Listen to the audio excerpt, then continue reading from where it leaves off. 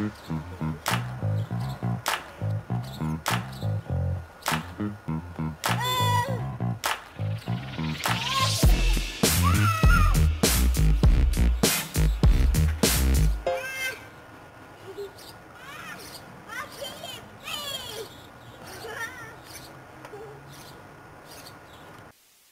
Julie! Bonjour! Merci d'être avec moi. Tu devais être ma première invitée pour un tournage extérieur du podcast. On voulait essayer ça. Et super journée de pluie aujourd'hui, donc ça va être par Zoom, mais ce n'est que partie remise parce que ça a l'air que j'ai beaucoup de questions et qu'on ne couvrira probablement pas tout ce que j'avais en tête. Fait que, qui sait, peut-être que cet été, après mon accouchement, tu vas être une personne avec qui on va être en forêt ou sur le Mont-Royal, puis on rejasera de tout ça. Oui.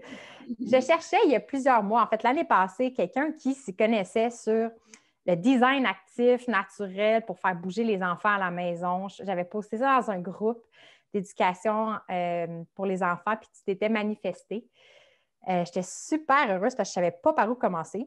Puis ces questionnements-là de comprendre comment on crée un environnement pour l'épanouissement de l'enfant, ça reste. Et c'est de ça qu'on va globalement parler aujourd'hui.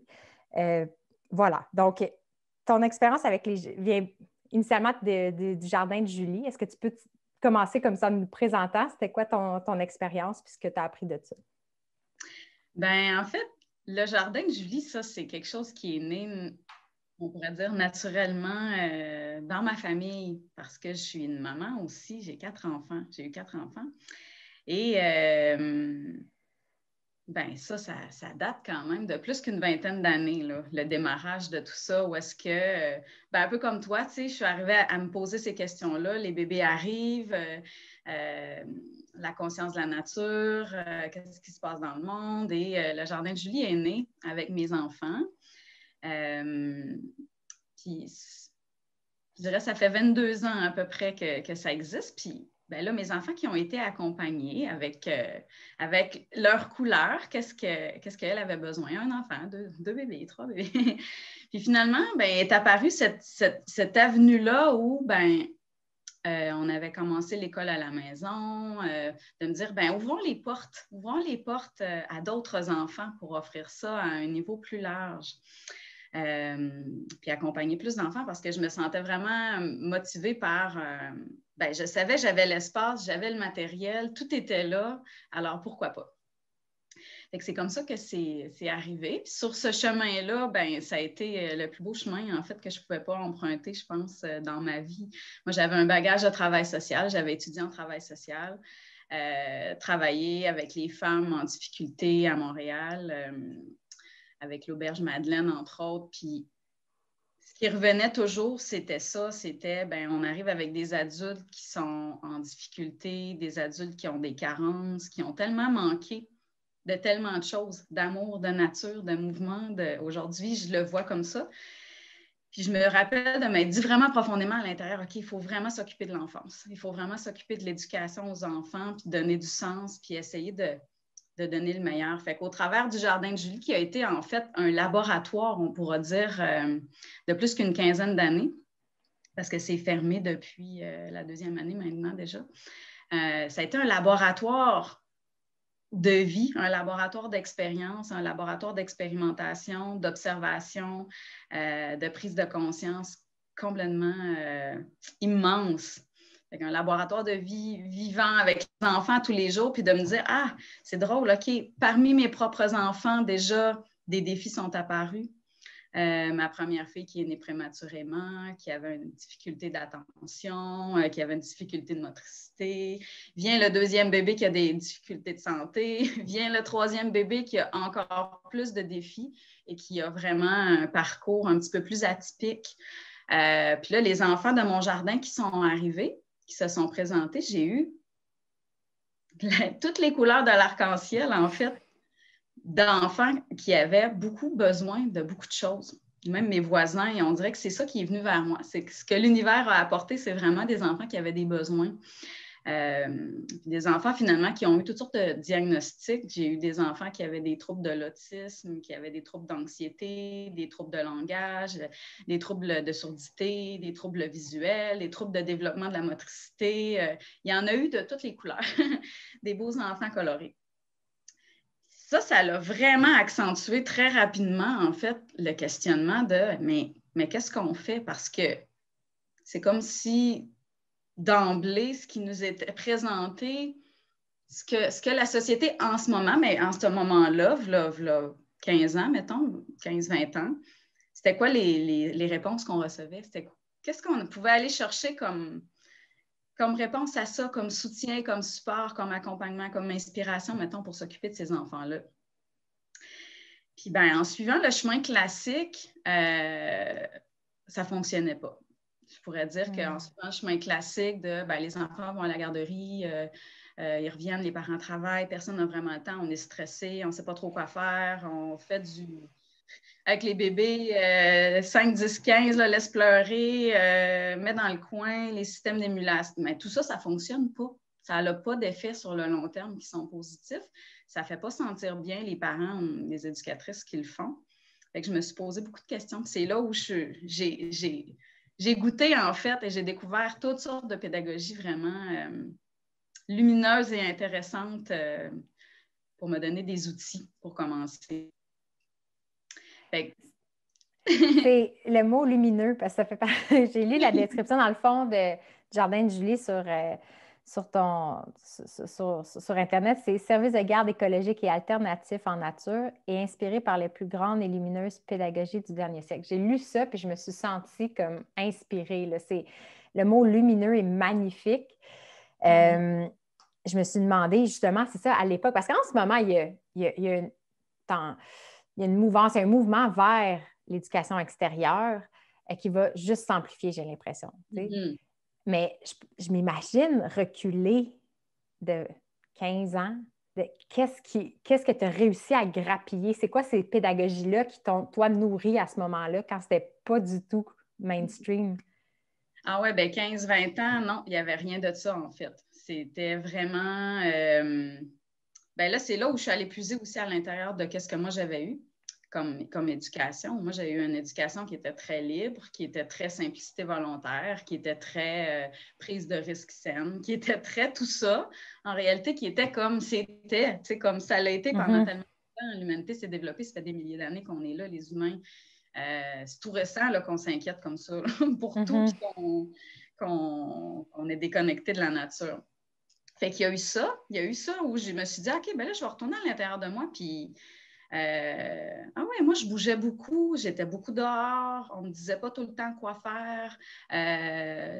Je me souviens de ce sentiment-là en tant que petite fille d'être devant des situations, d'être dehors, de partir dehors à 7-8 ans avec le coffre d'outils de mon père pour aller construire des cabanes dans les arbres, dans le boisé en arrière, puis que tout était correct, là, personne ne s'inquiétait, il n'est jamais rien arrivé. Je me souviens de m'être dit, waouh, comment je vais faire? Puis d'être devant l'arbre, puis de me demander comment je vais m'y prendre, puis de réfléchir à ça pour trouver des solutions. Puis fait que ça a été un point de départ déjà. Cette confiance-là, en fait, que même si comment que c'était rendu, parce que là, 15 ans, 18 ans, 20 ans, c'était déjà plus ça du tout. Là. Dans le guide Mieux vivre là, qu'on reçoit à la naissance d'un enfant, à ma première fille, ça disait des choses comme vous pouvez sortir dehors avec votre bébé à partir de 3 jours. À partir de 3 mois, votre bébé ne doit plus dormir dans votre chambre. C'était très, très, très carré. Là. Pas d'explication. C'est juste ça qu'on vous dit de faire. Faites ça. C'est correct de laisser pleurer pour laisser votre enfant s'habituer pour qu'il développe de l'autonomie et des ressources intérieures. Il y avait un paquet, il était épais comme ça. Là. Moi, j'étais comme, OK, j'ai essayé ça. Ça ne faisait pas de sens dans mon cœur. Ça ne faisait pas de sens je ne sentais pas que c'était cohérent, mais tu es comme un nouveau parent puis tu te dis, OK, on va faire ce qu'il dit, ça doit être ça. Ça ne fait pas de sens. Puis qu'est-ce que ça fait? Ton enfant devient insécure, devient anxieux. Puis toi, tu te doutes de toi. Puis là, tu n'es plus sûre que tu es une bonne maman.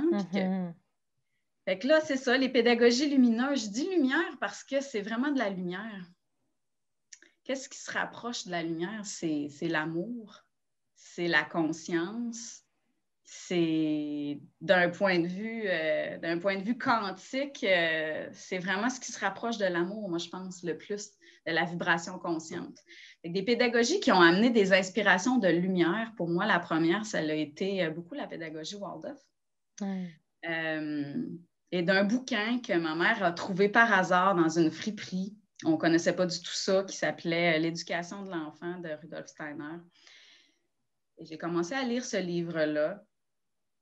Et ça l'a fait comme, oh, attends un peu, OK, il y a vraiment là quelque chose qui vibre avec ce que je ressens.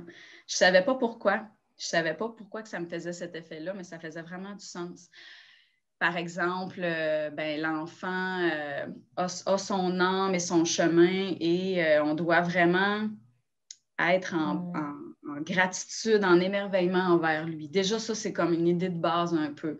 Que son développement se fait selon quelque chose de très, très, très sensible et de très délicat et de l'émerveillement, de la sensation de rêve, tranquillement l'émergence d'une pensée un peu plus organisée, les émotions là-dedans.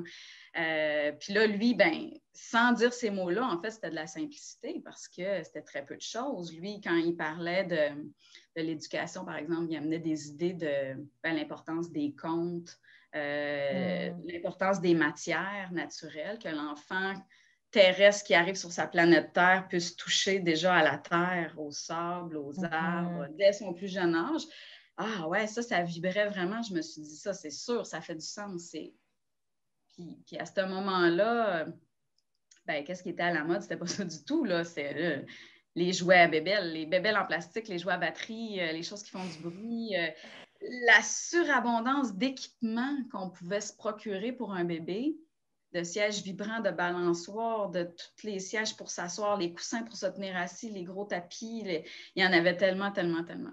Fait que lire ça, la pédagogie Waldorf, qui est vraiment une pédagogie qui m'a inspiré beaucoup au démarrage de ce chemin-là un peu alternatif, beaucoup alternatif finalement.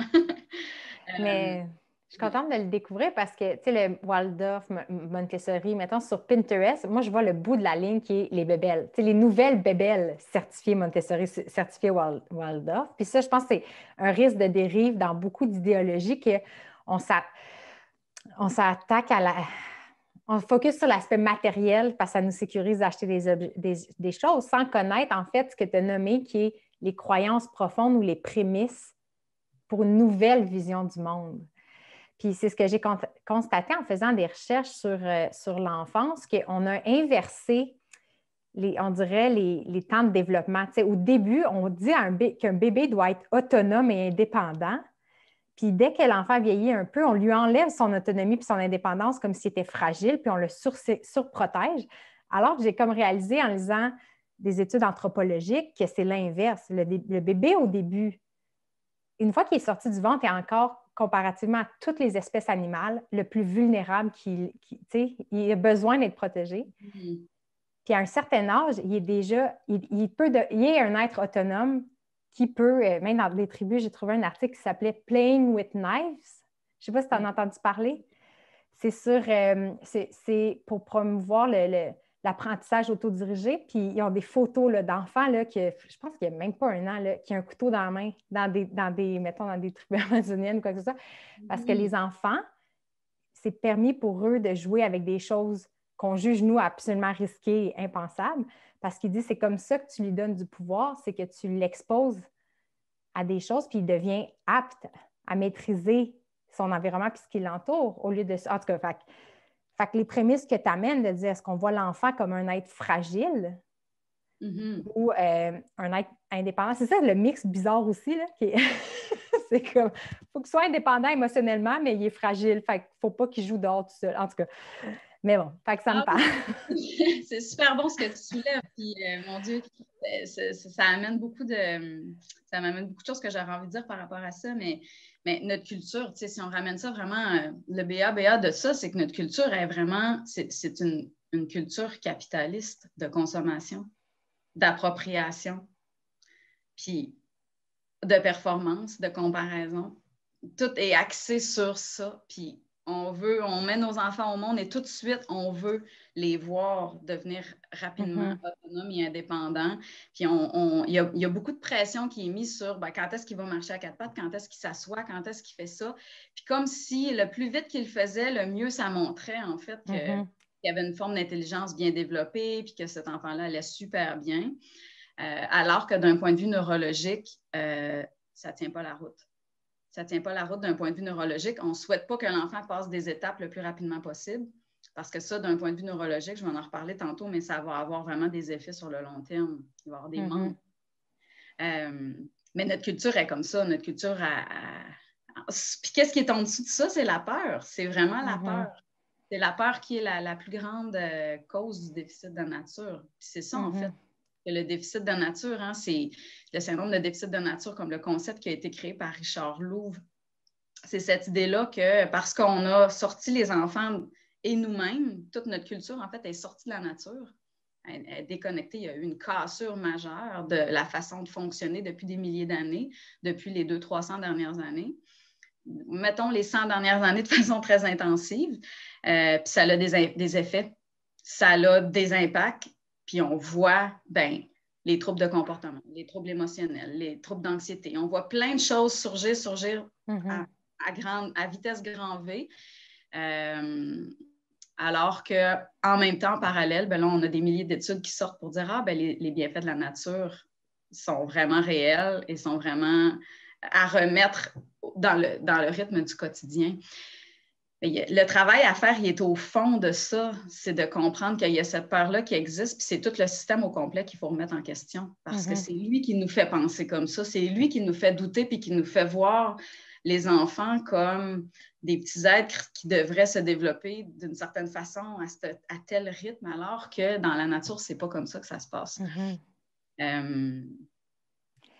Est-ce que, parce que maintenant, moi puis Vincent, on a réalisé ces choses-là en lisant à la fois des études statistiques sur l'enfance, comment ça va, les maladies chroniques à toutes les générations. Pas juste les grandes maladies chroniques comme le diabète, le cancer, mais aussi tous les petits bobos du quotidien. Les oignons aux pieds, les maux de dos, toutes ces petites affaires-là qui font maintenant partie du quotidien tellement que c'est rendu la norme. C'est tellement présent que c'est rendu la norme, mais on a comme réalisé justement avec une perspective ancestrale que si on recule plus loin que la révolution industrielle, puis avant même l'agriculture, l'humain a la capacité par son corps de guérir puis est en santé. C'était pas comme une vie de misère, les chasseurs-cueilleurs. Si c'était une vie de misère, il n'aurait pas pu se reproduire.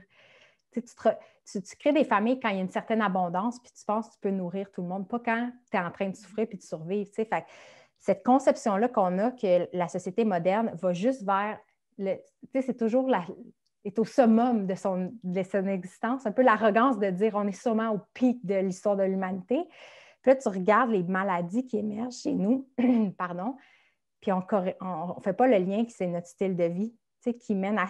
En tout cas, on a comme réalisé en fait qu'il y a un lien entre notre style de vie puis toutes ces choses-là, mais il y en a tellement, puis il y a tellement de bruit que c'est dur de voir le lien. Je ne sais pas, puis maintenant, depuis que nous, on le voit, on ne peut plus ne plus le voir. Puis on est profondément anxieux ou... Ben oui, on a un certain sentiment d'urgence qu'on n'a jamais éprouvé avant que ça clique, puis qu'on le voit de nos yeux aussi chez des personnes qu'on aime.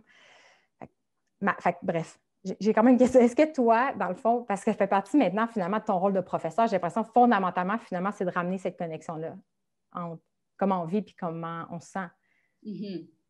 Bien, en fait, mon Dieu, il y a beaucoup de choses à dire. Je ne sais pas, est-ce que je reviens à terminer ma réponse d'avant?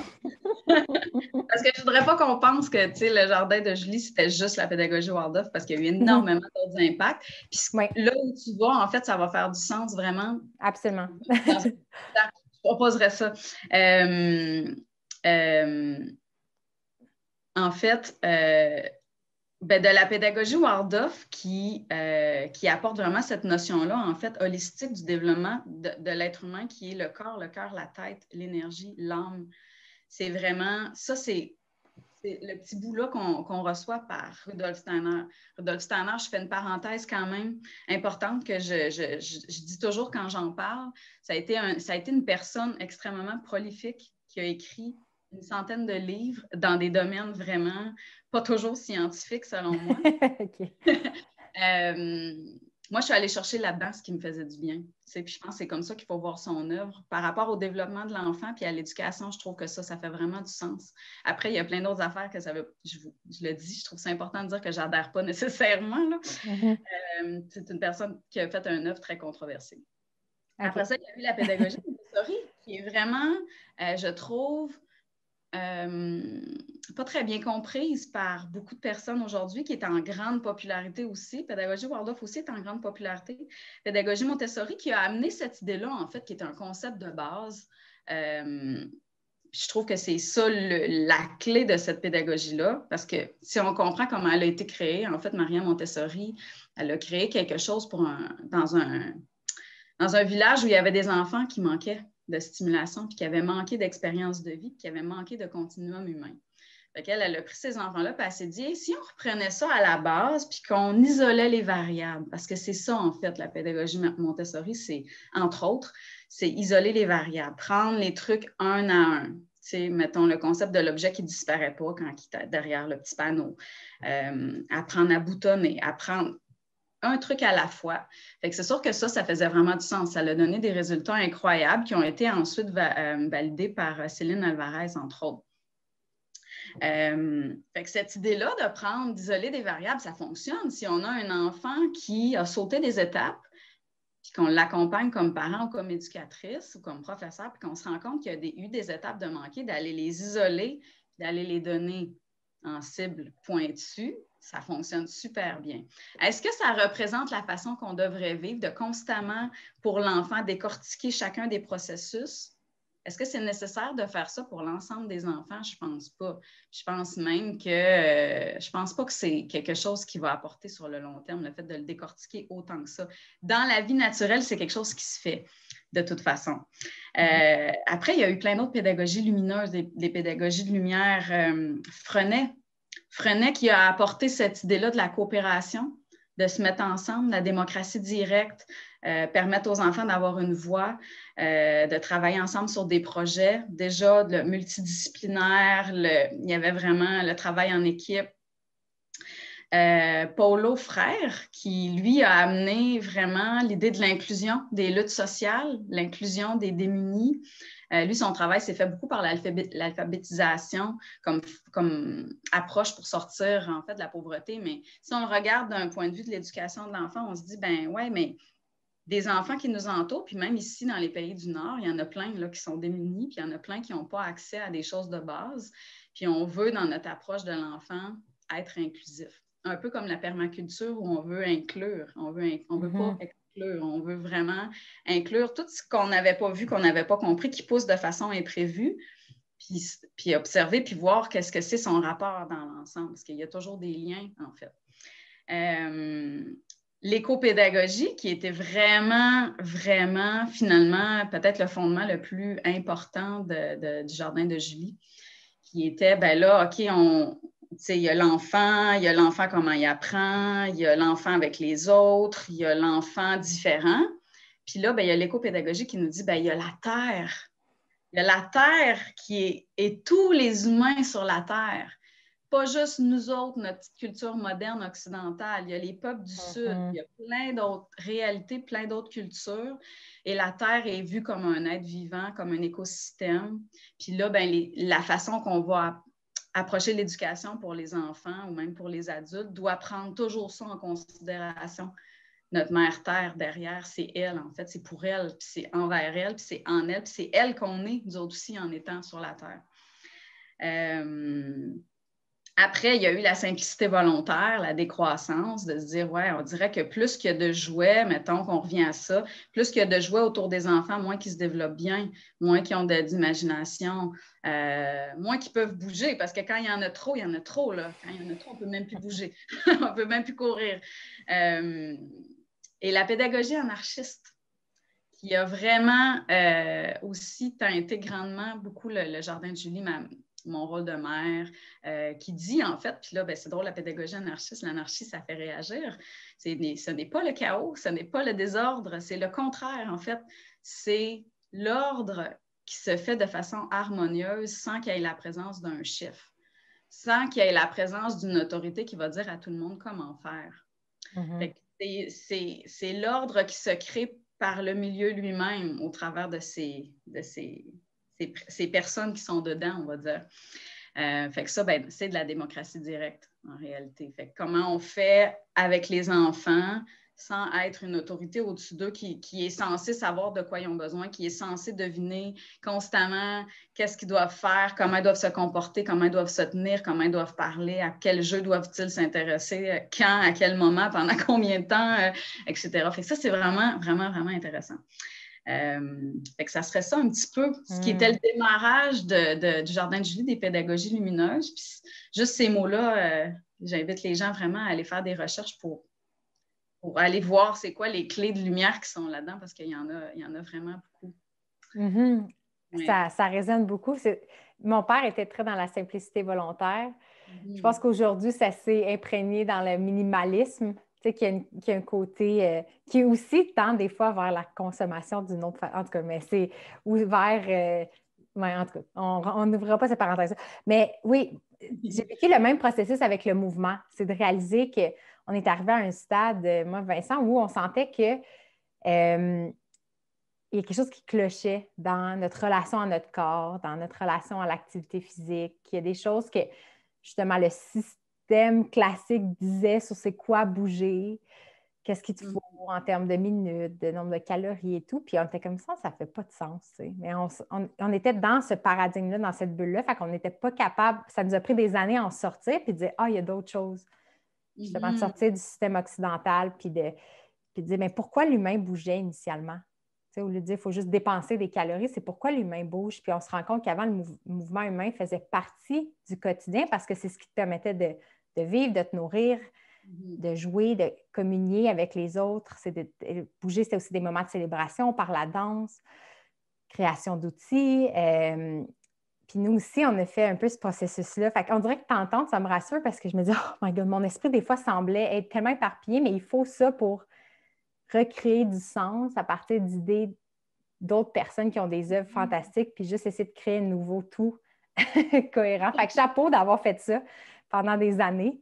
Ça a été vraiment, c'est ça, un laboratoire qui a donné, en fait, finalement, ça mène vers qu'est-ce que tu viens de dire, parce que, bon, tout ça, tu sais, c'est comme des bases vraiment, en réalité, fondamentales, mais le mouvement...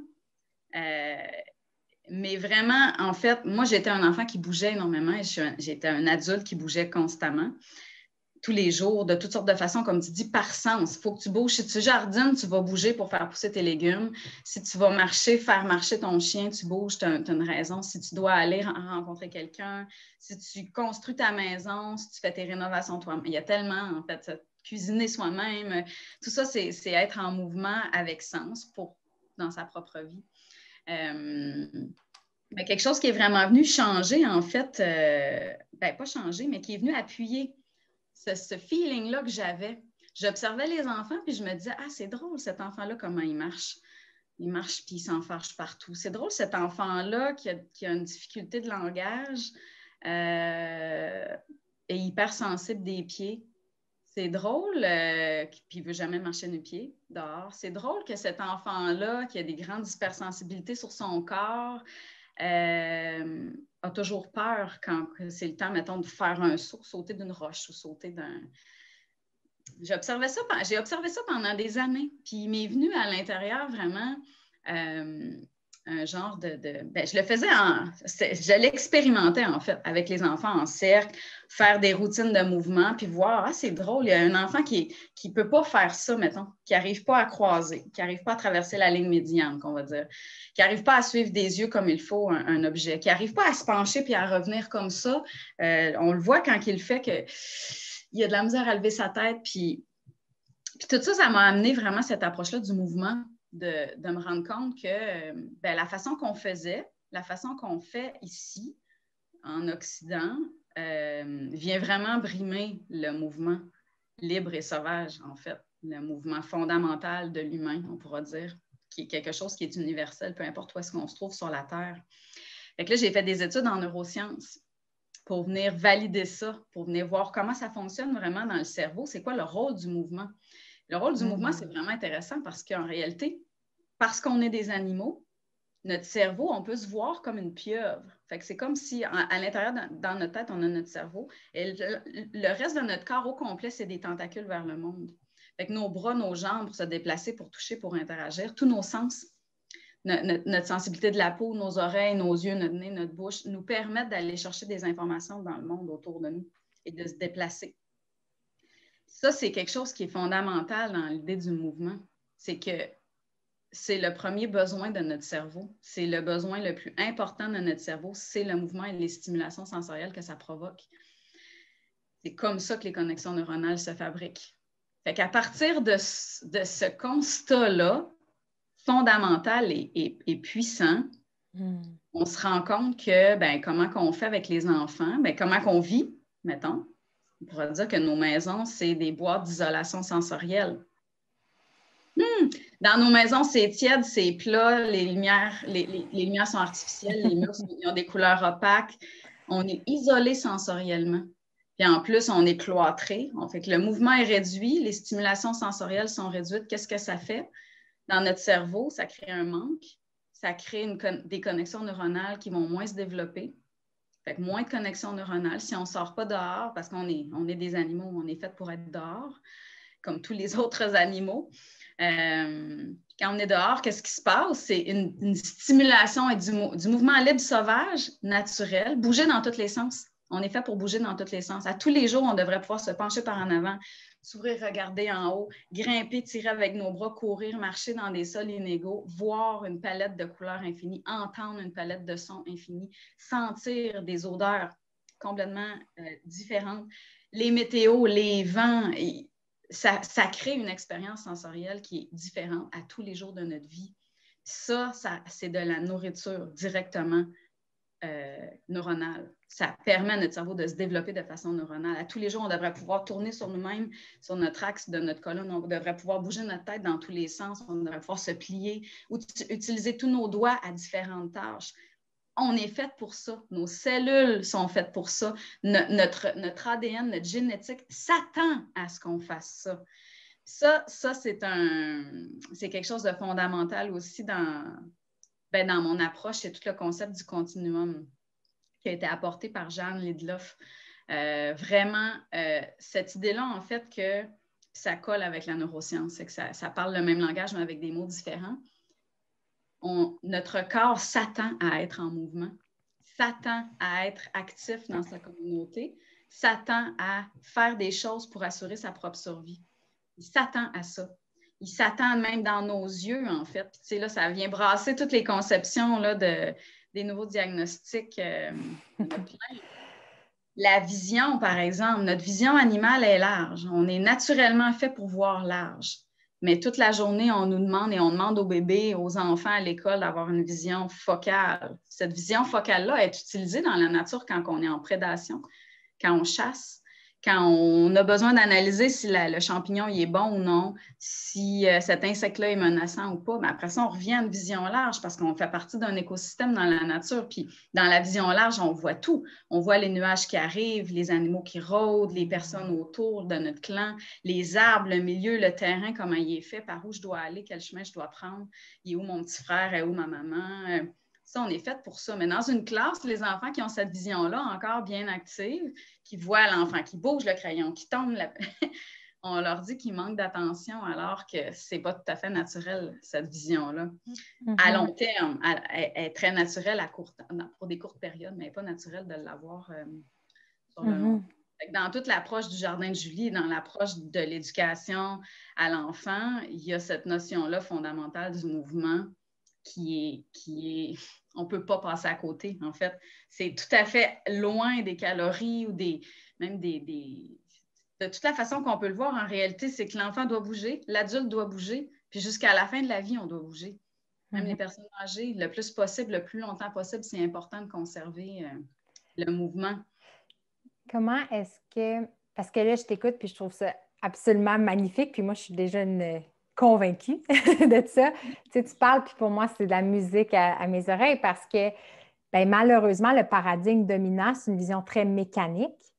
Il y a une vision aussi très de performance, souvent ancrée, oui, le sport de performance, mais aussi d'ancrer, de dire faut bouger parce que l'enfant va être meilleur à l'école. Tu sais que c'est pas juste bouger pour bouger, c'est parce que la finalité, c'est encore une fois ce chemin-là que l'enfant doit suivre dans la vie, puis qu'on ne veut pas perdre une minute. Fait que s'il bouge pour du loisir, oui, il faut qu'il y ait du fun, mais il faut que ça paye en bout de compte, il faut qu'il soit meilleur en maths. Tu sais, ce lien-là, des fois, qui se fait.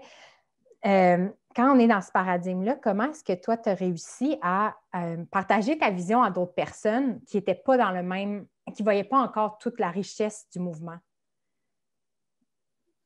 Mais je pense que ce qui aide, en fait, qu'est-ce qui nous aide comme adultes à comprendre ça, c'est de sortir beaucoup de cette... Il y a plusieurs, mon Dieu, la réponse, ça peut être longue à ça, mais on est habitué de penser en termes de spécialisation, de mettre des choses dans des boîtes. Puis ça nous sécurise de mettre les choses dans des boîtes, de dire, ben, tu sais, cet enfant-là, mettons, a des troubles en mathématiques, on le met dans une boîte. Puis là, ben, ouais, tu sais, cet enfant-là a ça, on le met dans une boîte.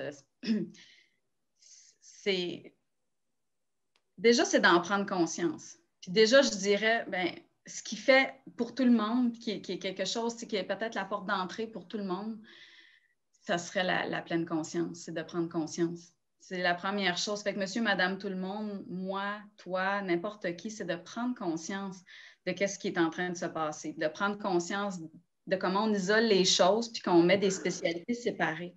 En réalité, la nature n'est pas comme ça.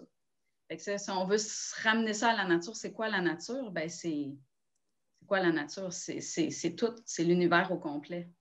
Fait que c'est l'univers avec tout ce qui comporte, tout ce qui est dans le cosmos, c'est la nature. Notre planète, c'est la nature. Notre pays, c'est la nature. Notre clan, c'est la nature. Tout, nous, on est la nature. Si on veut essayer d'enligner un petit peu une réflexion par rapport à ça, par rapport à comment on le fait ce chemin-là à partir de maintenant, alors qu'on n'a pas encore pensé à toutes ces choses-là. On se dit, ah ouais, ça fait du sens, mais je fais comment? Bien, déjà s'inspirer par la pleine conscience. La pleine conscience, c'est quoi? C'est prendre conscience. Prendre pleinement conscience que la nature est autour de nous, qu'elle est un écosystème, puis qu'on est une partie de cet écosystème-là. On n'est pas une entité séparée. On n'est pas à l'extérieur de la nature et on essaie d'y retourner. On fait partie de la nature. Par qu'est-ce qu'on est? On est dans les interrelations déjà de l'écosystème de la nature. C'est juste qu'on ne le voit plus parce qu'on n'en a pas conscience, parce qu'on ne se l'est pas fait dire, parce qu'on n'a pas grandi là-dedans, parce que nos parents, peut-être, qui nous disaient « touche pas à ça, c'est sale, prends pas les verres de terre, arc, rentre pas les roches dans la maison, c'est pour dehors, puis touche pas à ça, puis fais pas ci, puis fais pas ça. » C'est pas de notre faute. Cette cassure-là, ça fait plusieurs générations qu'elle existe. La cassure avec la nature.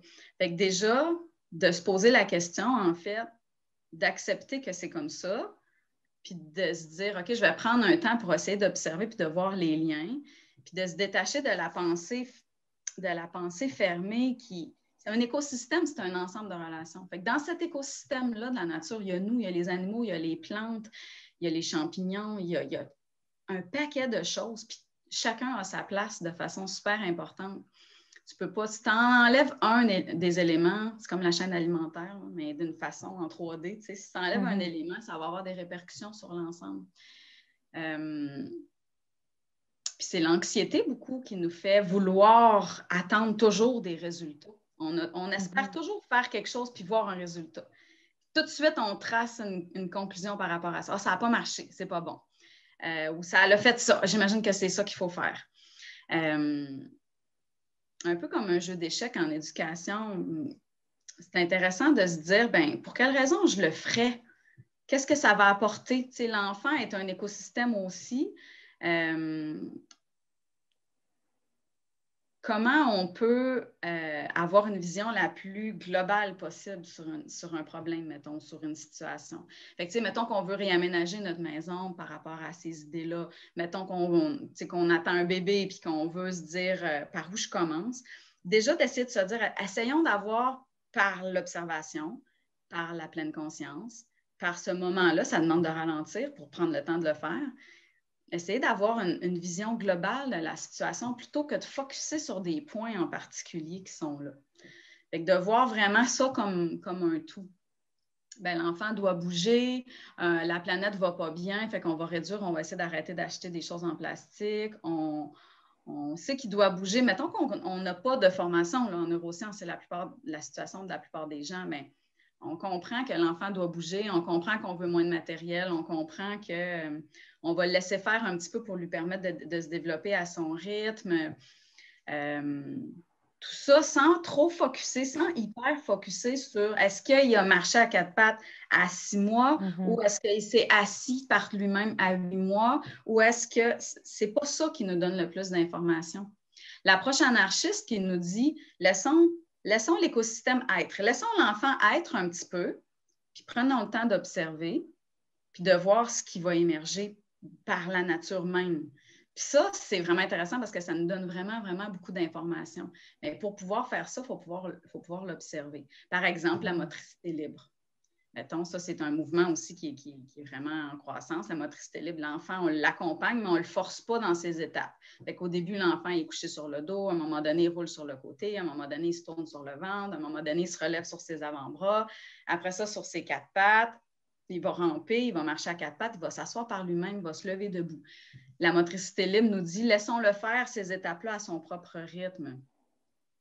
Bien, c'est sûr que si on enlève tout le matériel qui serait supposément créé pour l'aider à faire ça, puis qu'on l'observe, puis qu'on ne décide pas qu'on est le chef qui décide quand est-ce que ça doit être fait, mais qu'on se dit non, on va le laisser être cet enfant-là, puis on va observer comment il se déplace, puis on va observer comment il fait. Là, on vient chercher un paquet d'informations qui nous disent « Ah, cet enfant-là, il est rendu à cette étape-là, mais si on le fait tout pour lui, on ne le voit pas à quelle étape il est rendu. » Puis c'est comme si on se mettait un bandeau devant les yeux pour ne pas avoir accès aux informations. Je ne sais pas si ça fait du sens, là. Il y a beaucoup de choses à dire sur ce sujet-là, mais... Bien, moi, ça résonne énormément. Puis quand j'écoutais parler, moi, un des clics qu'il y a eu quand tu parles de l'observation, c'est le jardinage. Tu sais, j'ai toujours eu des plantes dans la maison, mais c'était décoratif. Tu sais, c'était comme tu enlèves la poussière de temps en temps. On dirait que je ne voyais même pas ça comme un être vivant, là, ce qui me paraît un peu absurde maintenant, mais c'était pour décorer, c'était pour mon bien-être. Puis là, il y a une plante, à un moment donné, que j'ai déplacée. Elle a été longtemps dans mon salon, puis elle n'était pas pleinement vivante. Tu sais, elle perdait un peu de feuilles, elle n'était pas jaunie, mais tu sais, je voyais que ça ne vibrait pas. Tu sais. Je l'ai mis dans une autre pièce proche des fenêtres, puis elle a explosé. Puis moi, ça l'a pris ça, que je vois ça pour qu'il y ait un déclic dans ma tête qui dit la santé d'un être vivant est dépendant du contexte dans lequel il se trouve. Puis là, je pense qu'il y a comme une hausse de popularité du jardinage, puis je pense que cette notion-là de base va émerger dans les expériences de plein de personnes. Puis c'est un apprentissage exceptionnel. Puis je me dis, OK, il faut montrer ça, mais pour l'humain. On dirait qu'on oublie que, tu sais, si on met une plante dans un garde-robe au noir, on sait qu'elle va mourir. C'est évident, tu sais.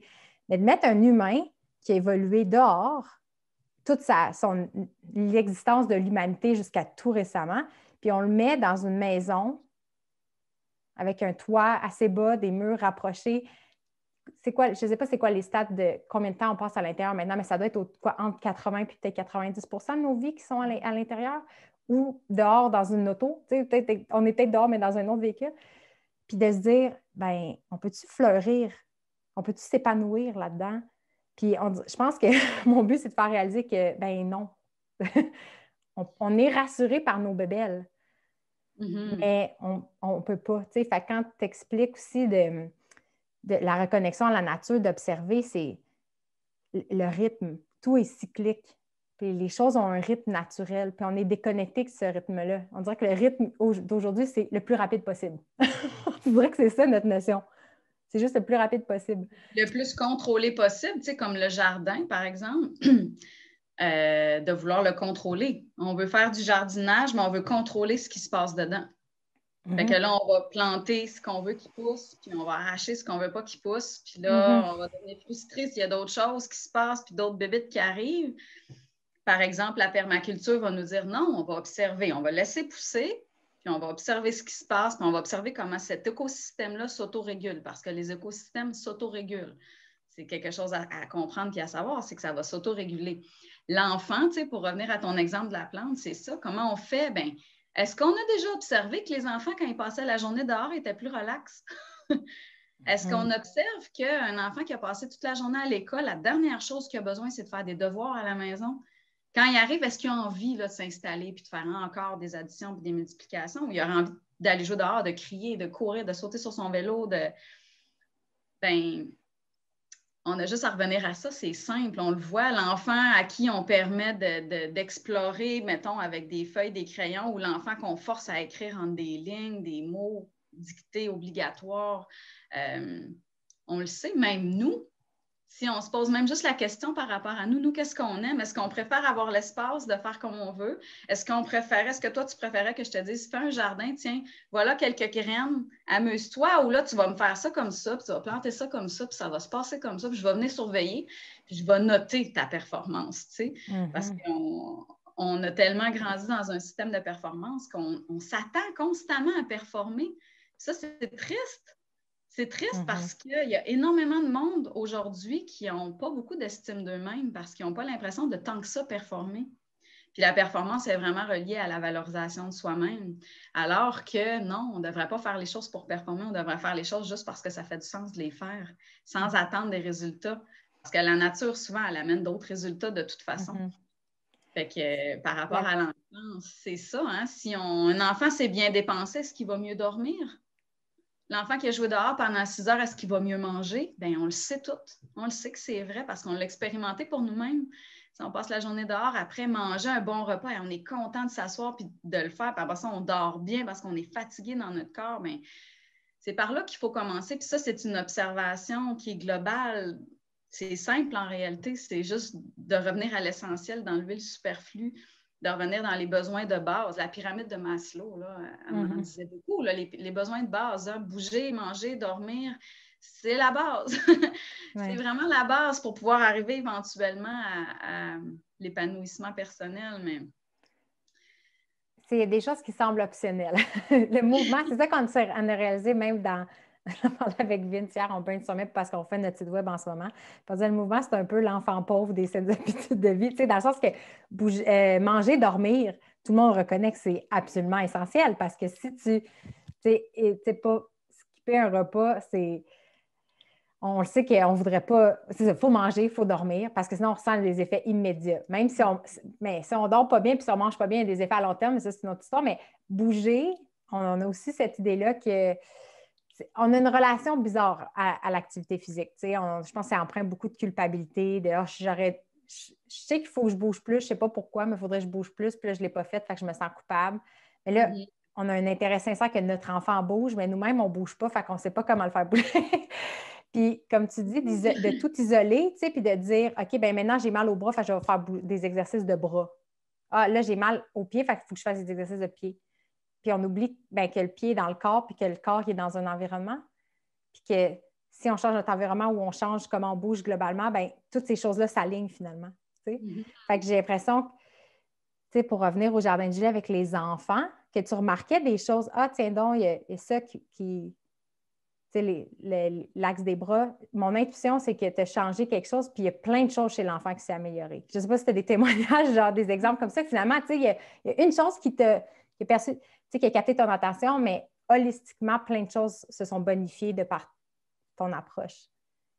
Bien, là où je me suis mis vraiment à agir de façon plus thérapeutique, parce que j'avais des enfants qui avaient vraiment des besoins plus grands, qui avaient vraiment des difficultés motrices d'organisation spatiale, mettons. C'est vraiment la stimulation sensorielle. En fait, la stimulation sensorielle, c'est comme le cadeau qui vient avec le mouvement.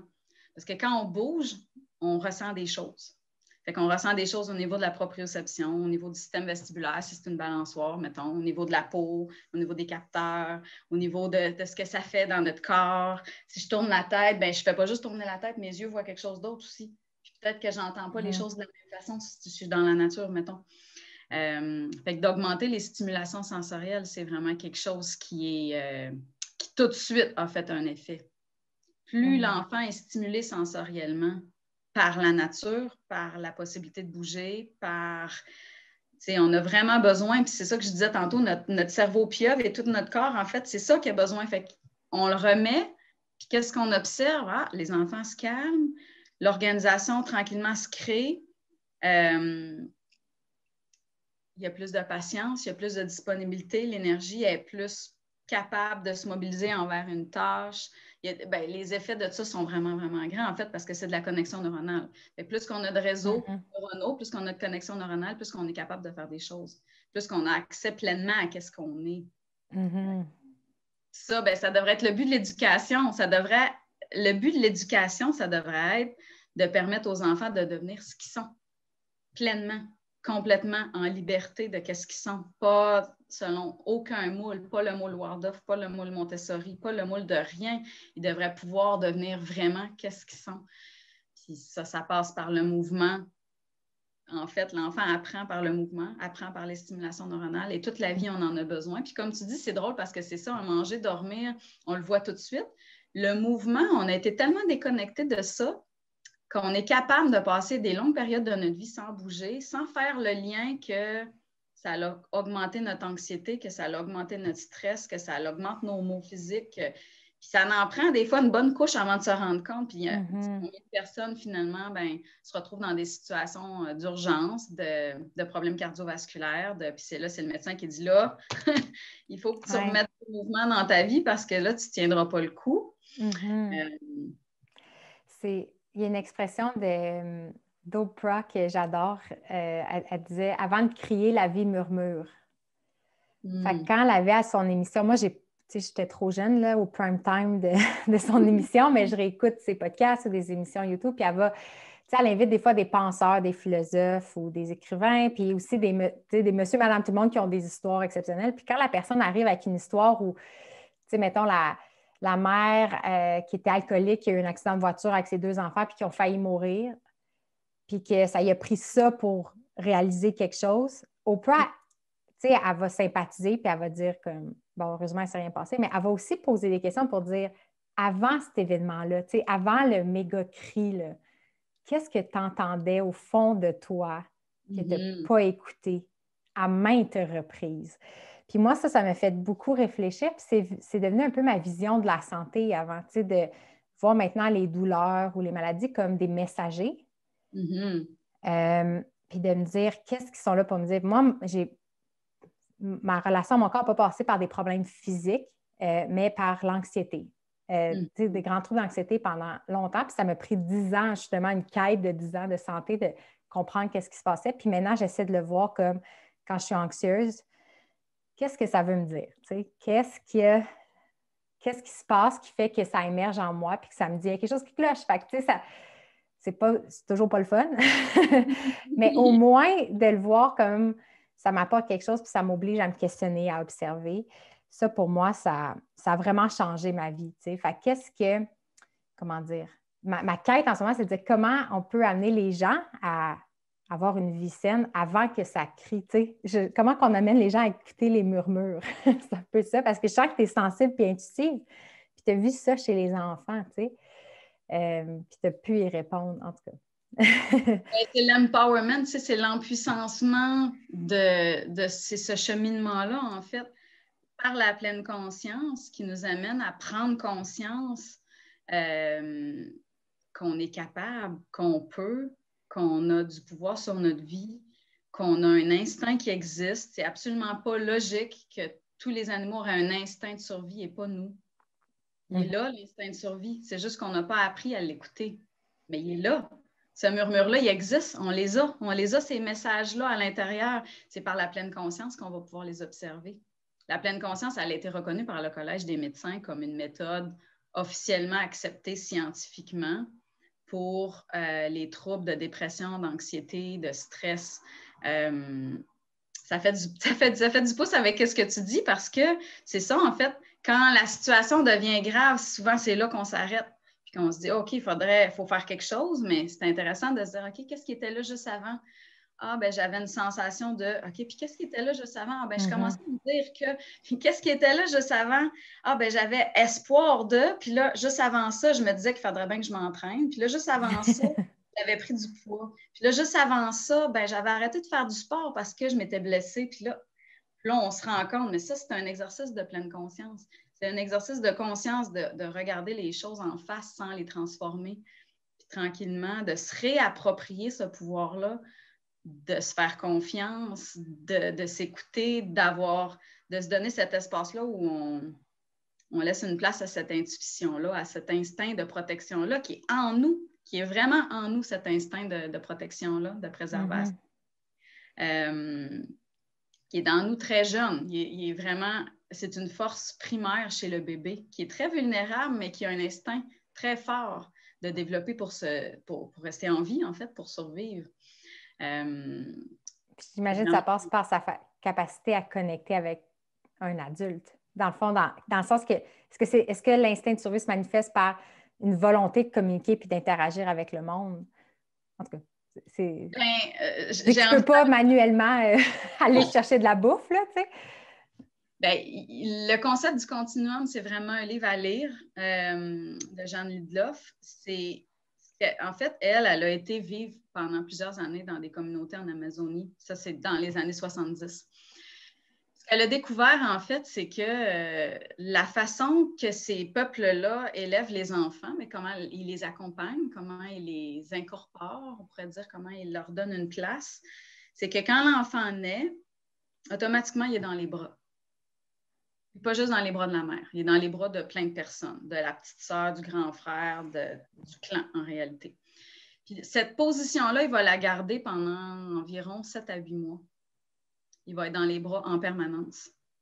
Puis ce que ça lui permet, en fait, le concept du continuum, c'est cette idée-là que l'enfant est un animal, l'humain est un animal qui vient au monde avec toutes les attentes de son espèce. Il s'attend instinctivement à ce qu'on le guide vers ce qui l'attend, à ce qu'on lui montre qu'est-ce qui l'attend, puis que toutes ces cellules veulent voir et vivre, expérimenter ça. Fait que pendant sa période vulnérable où il ne peut pas se déplacer tout seul, il est dans les bras. Puis qu'est-ce qu'il fait?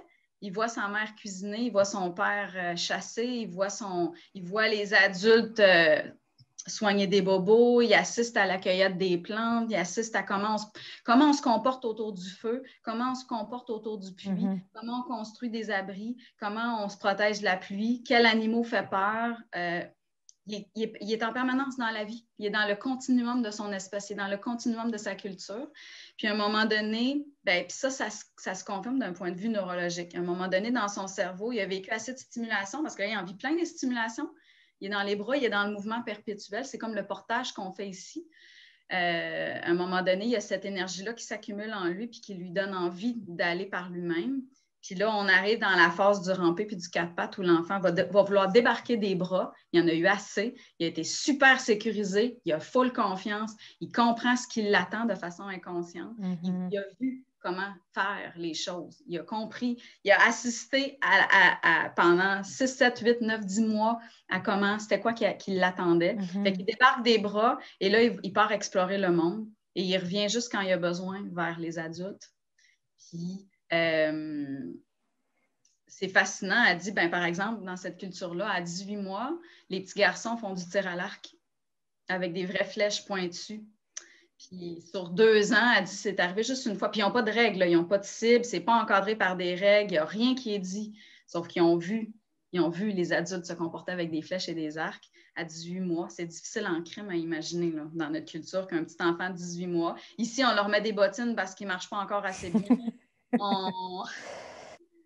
C'est complètement une autre vision. À cet âge-là, ces enfants circulent autour d'un puits qui n'a pas de clôture. C'est un gros trou. Il n'y a jamais personne qui tombe dedans. Ils font du tir à l'arc. Ils se promènent. Ils vont explorer dans la nature. Ils savent quelles plantes ils peuvent manger, quelles plantes ils ne peuvent pas manger. C'est à 18 mois. Là. Fait que c'est vraiment le continuum. C'est ça qui nous manque. Je pense que c'est une idée centrale à explorer.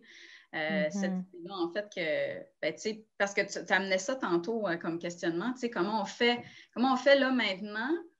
C'est parce qu'on est victime nous-mêmes de cette cassure-là du continuum. Fait que nous-mêmes, ça part de là. Ça part de là, en fait, les questionnements qu'on a, puis les réponses qu'on peut trouver, c'est à l'intérieur de nous. Comment, nous, on peut retourner dans ce continuum-là, se rapprocher de ce que notre corps s'attend à ce qui se passe. Notre corps s'attend à ce qu'on prenne soin de notre survie, s'attend à ce qu'on mange, s'attend à ce qu'on surveille les prédateurs, à ce qu'on surveille la météo, à ce qu'on se construise des abris. pas pour rien que les enfants, ils dessinent toujours des maisons. Ça fait partie du continuum, se protéger, construire un abri. Tous les animaux le font. Les cabanes. Tu sais, juste de dire pourquoi on aime autant les cabanes. Tu sais, Oui. même Vince, hier, justement, dans notre réinvention du site web, on a une crise existentielle. Puis là, pour me calmer, parce que, tu sais, ça brasse des idées, là, de dire en quoi est-ce que je crois dans la vie? Tu sais, c'est quoi mon message dans le monde? Tu sais, si je suis profondément inquiète de ce qui se passe parce que je vois des problématiques qui touchent des gens que j'aime, on souffre quotidiennement de maux qui sont évitables. Mais je vais amener des solutions lumineuses. C'est vraiment le mot lumineux aussi m'interpelle énormément. Comment on amène des solutions lumineuses? Parce que nous, on voit une abondance. Tu sais, quand on se connecte à la nature, il y a un foisonnement qu'on veut voir émerger, tu sais, puis qu'on peut cultiver. Fait que, bref, de ces réflexions-là, David, ce soir-là, me dit, Marc-Claude, on va se faire une cabane. Fait que la semaine passée, il m'a fait une cabane avec des couvertes. On s'est mis des bougies. Puis ça m'a apaisée.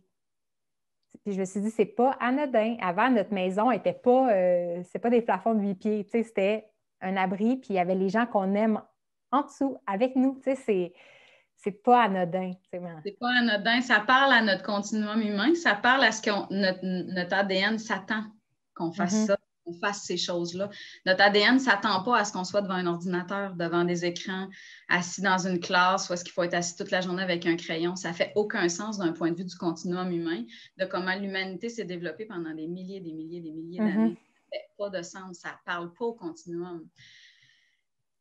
Fait que la pleine conscience nous amène à prendre conscience, puis le continuum nous amène à se dire, OK, mais cuisiner, jardiner, prendre soin des enfants, toutes les choses de base, ça parle à notre continuum.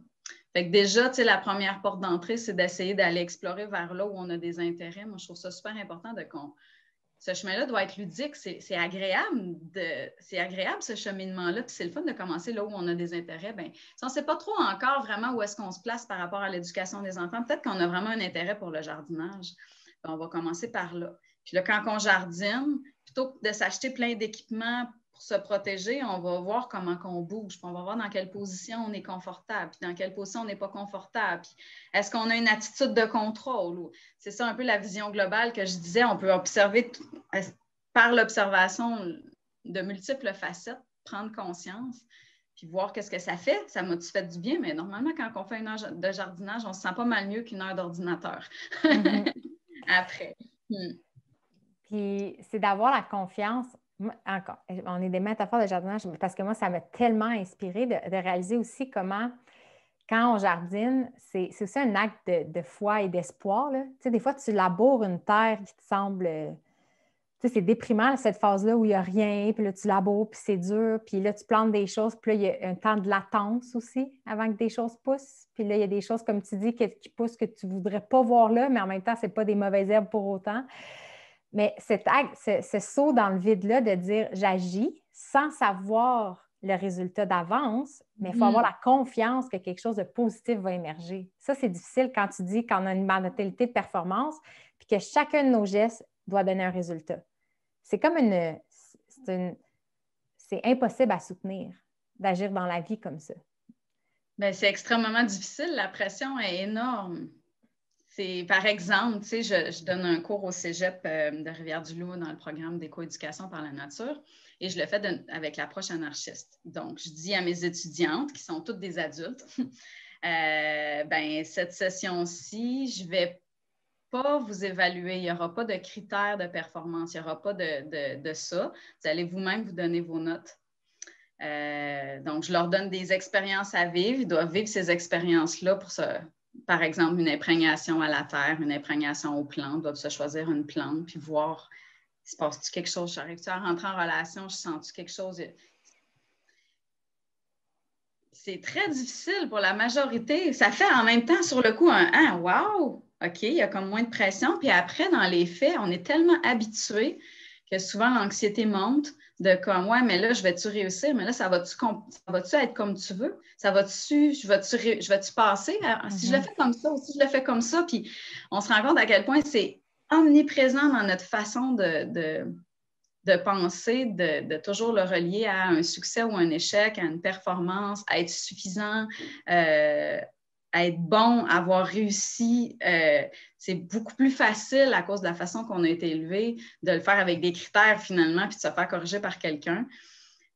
Mais en même temps, il y a le paradoxe que souvent, hein, comment on l'a vécu souvent, mettons, à l'école, d'avoir fait un travail où on s'était vraiment investi, puis de ne pas avoir une note qu'on trouve qui reflète. Puis là, qu'est-ce qu'on va faire? On va être comme... Puis les enfants vivent vraiment ça. Ah, tu sais, finalement, tu te sens poche parce que, tu pensais que tu l'avais. En réalité, ton instinct, il était tout bien à sa place, mais là, tu te fais dire par l'autre que non. Puis là, tu ne crois plus en ton instinct. Puis des fois, tu n'as pas fait tant que ça d'efforts, puis tu as une super note, puis tu es valorisé faussement parce qu'en réalité, tu ne méritais pas cette note-là. Fait que là, tu as ton ego qui grandit. C'est... C'est vrai, puis nous, ce modèle-là que nous, on a vécu, on le réplique avec nos enfants, en fait, cette idée-là qu'il y a une autorité supérieure qui peut valider ou invalider ton travail constamment. Puis, je réalise qu'il doit y avoir énormément de parents qui doivent souffrir de ce rôle-là. Je suis sûre qu'au fond d'eux, il y en a qui ne veulent pas jouer ce rôle-là, mais qui se disent que c'est ça, être parent. Tu sais, comme cette idée-là qu'un parent, c'est une figure d'autorité. Ça doit être difficile de manier de s'incarner plus dans une présence active, là, qui est à l'écoute, qui observe, mais qui n'intervient pas tout le temps. J'essaie de voir de me donner des intentions de comment je vais être quand je vais être parent, puis de dire l'enfant est là pour m'enseigner à avoir une meilleure conscience de moi-même puis de l'autre. J'essaie de voir l'enfant comme mon enseignant maintenant parce que moi, c'est ça, j'étais bonne à l'école, puis je me rends compte que j'en ai souffert de vouloir rentrer dans le moule. Mais oui. Puis que là, je veux apprendre. Je pense que pour moi, le modèle ultime de l'apprentissage, c'est d'être apte à créer son propre moule, de créer son propre univers, puis d'agir par une énergie qui vient de nous. Puis que ce qu'on manifeste dans le monde vient de notre compréhension de ce qui fait du sens puis de ce qu'on aime. Puis j'ai la croyance que c'est possible de façonner un environnement qui offre ça aux enfants, que c'est ça qui va leur être légué un peu comme expérience. Puis j'ai l'impression que c'est peut-être pour ça que tout ce que tu dis résonne avec moi, mais j'ai l'impression que quand j'entends des choses comme ça, pour moi, ça résonne. Puis je me dis, oh my God, oui! Mais que quand je sors de ça, puis que je retourne dans le monde réel, il y a comme une dissonance parce que c'est pas ça le discours vraiment. Je ne sais pas si c'est ce que tu sens en ce moment. Tout à fait, mais c'est ça qui fait que c'est difficile en réalité. En ce moment, on voit l'émergence de plein de mouvements, par exemple, de pédagogie par la nature, de milieux de garde qui vont faire une transition, puis là, ils vont se mettre à vouloir être dehors beaucoup avec les enfants. C'est pas facile parce que c'est pas comme ça. On est face à cette réalité-là en ce moment où là, on est arrivé tellement à l'extrême de notre façon de vivre, de consommer, de briser la planète, d'abuser des ressources, d'abuser des humains, parce que tous nos produits, la plupart sont fabriqués par les peuples du Sud qui le font dans des conditions épouvantables. On a tellement été au bout de ça, où nos océans croulent sous le plastique, où notre température sur la planète est en train de monter à des niveaux jamais égalés. On est à la 6e extinction de masse, là. Je veux dire, c'est carrément choquant qu'on arrive à ce bout-là, à cet extrême-là, puis là, on se dit, wow, qu'est-ce que je fais? Là, il faut faire quelque chose. Là, on veut réagir, mais on se sent extrêmement petit, on se sent démuni parce que l'ampleur est immense.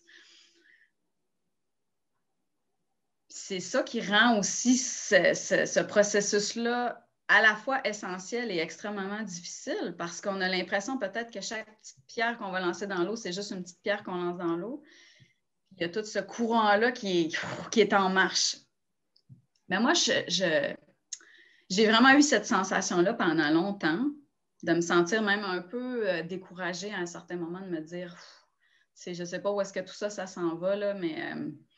Puis aujourd'hui, je me dis, en fait, je vais utiliser ma vie, je vais utiliser mon passage pendant que je suis là, sur cette terre-là, pour passer ce message-là que tout est possible. On est capable. Il y a de plus en plus de monde qui se pose ces questions-là. Il y a de plus en plus de gens qui mettent en action des choses. Il faut être en action. Il faut être en mouvement. Il faut en parler. Il faut se mettre ensemble. c'est ça beaucoup aussi que notre culture a fait, c'est de tout nous isoler. En voulant tout mettre dans des boîtes, on est tous isolés, mais on est aussi isolés dans nos maisons qui sont nos boîtes d'isolation sensorielle et d'isolation sociale, encore plus en temps de pandémie. Je pense que la solution est vraiment pour retrouver cet espoir-là, ce courage-là, cette motivation-là à le faire, c'est qu'il faut se mettre ensemble. Il faut les enlever les murs. Ben, quand on est dehors, il n'y a pas de mur. Fait que déjà, ça, c'est un chemin qui est facile. Puis se regrouper nos forces. Parce que c'est pas vrai qu'à nous autres tout seuls, si on veut on veut ralentir déjà, on veut arrêter de consommer parce qu'on a bien trop consommé, puis là, on ne tiendra pas le coup, l'humanité ne tiendra pas le coup. Fait qu'il faut ralentir, il faut vraiment observer notre consommation, il faut observer nos rapports aux autres. Puis dans les rapports aux autres, il vient l'éducation aux enfants. Puis de se mettre ensemble, de se réunir, de se rassembler, d'en parler dans nos familles, d'en parler avec nos conjoints, avec nos conjointes, d'en parler dans les écoles, d'en parler avec les éducatrices de nos enfants, dans les milieux de garde, de s'impliquer dans les comités de nos villes, en parler à nos mères. C'est ça qu'il faut faire. Puis ça, on le sent quand on rentre là-dedans, dans cet engagement-là. Quand on s'engage, on milite, puis on commence à entrer là, ça fait du bien, on le sait. On est à la bonne place parce que tout de suite, ça se met à résonner. Ça fait comme vous, il y a quelque chose qui devient en harmonie, puis on sent j'oserais dire, on sent cette lumière-là qui prend sa place, puis on sent que ça fait du sens. Sinon quoi? Sinon, on se ferme les yeux. Exact. Quoi qu'on a. C'est Yvon Chouinard, le fondateur de Patagonia, qui nous a beaucoup inspiré récemment à passer à l'action, parce qu'il est en fin de carrière. À 80 ans, il faisait des entrevues encore. Puis, il a un tempérament un peu bougon quand il parle, puis il dit qu'il se décrit lui-même comme un gros pessimiste, mais il dit « Je ne vais pas rester assis sur mes fesses à rien faire. » Fait que, comme il ne va juste jamais arrêter, j'ai l'impression, jusqu'à ce qu'il... Puis là, je me suis dit, OK, bien, c'est ça. Malgré l'ampleur du problème, qui en ce moment, je suis dans la phase où je me sens dépassée. Je me dis, c'est une phase normale, j'imagine. Puis là, on va créer à faire du sens. Puis moi aussi, je le vois que les voix positives s'amplifient aussi. Fait qu'on s'en va vers quelque chose de mieux. C'est vrai que des fois, c'est déprimant parce qu'on se dit, pourquoi il a fallu que ça brise? Il y a eu des murmures tout le long. Pourquoi il a fallu que ça brise pour qu'on agisse? Mais bon, ça, on n'aura jamais la réponse sur comment les gros patterns sociaux se font, puis ça va peut-être toujours être ça le cycle de l'humanité, mais bon.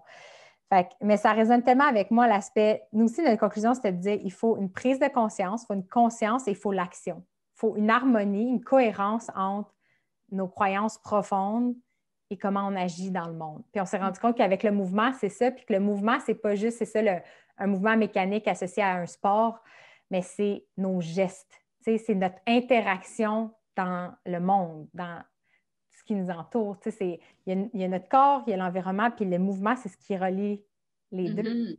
Fait que ça me parle énormément. Fait que quand tu reparlais tantôt de continuum, nous aussi, notre réalisation, c'est ça, c'est qu'il y a eu une brisure. Parce que j'ai lu un livre, un résumé de livre fascinant qui avait les mêmes conclusions les mêmes observations que les enfants apprennent énormément par ce qu'ils voient, puis que l'histoire de l'apprentissage, ce n'est pas l'histoire de l'éducation. L'éducation, c'est ce qu'on a créé comme système, comme l'humain pour éduquer des jeunes, mais que l'humain a toujours appris.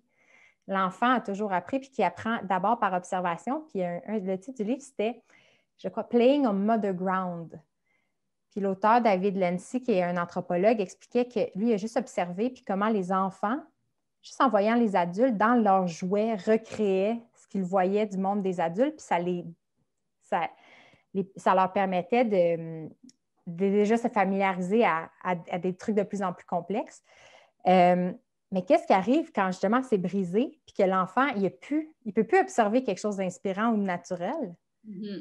C'est là que je me suis dit, OK, faut, nous les adultes, recréer un nouveau style de vie qui est plus bénéfique. Fait que, si on revient au jardin de Julie, je serais curieuse de voir comment tes philosophies, tes intuitions se sont manifestées dans l'espace physique, puis comment tu as créé cet environnement-là où l'enfant finalement a pu s'épanouir à nouveau.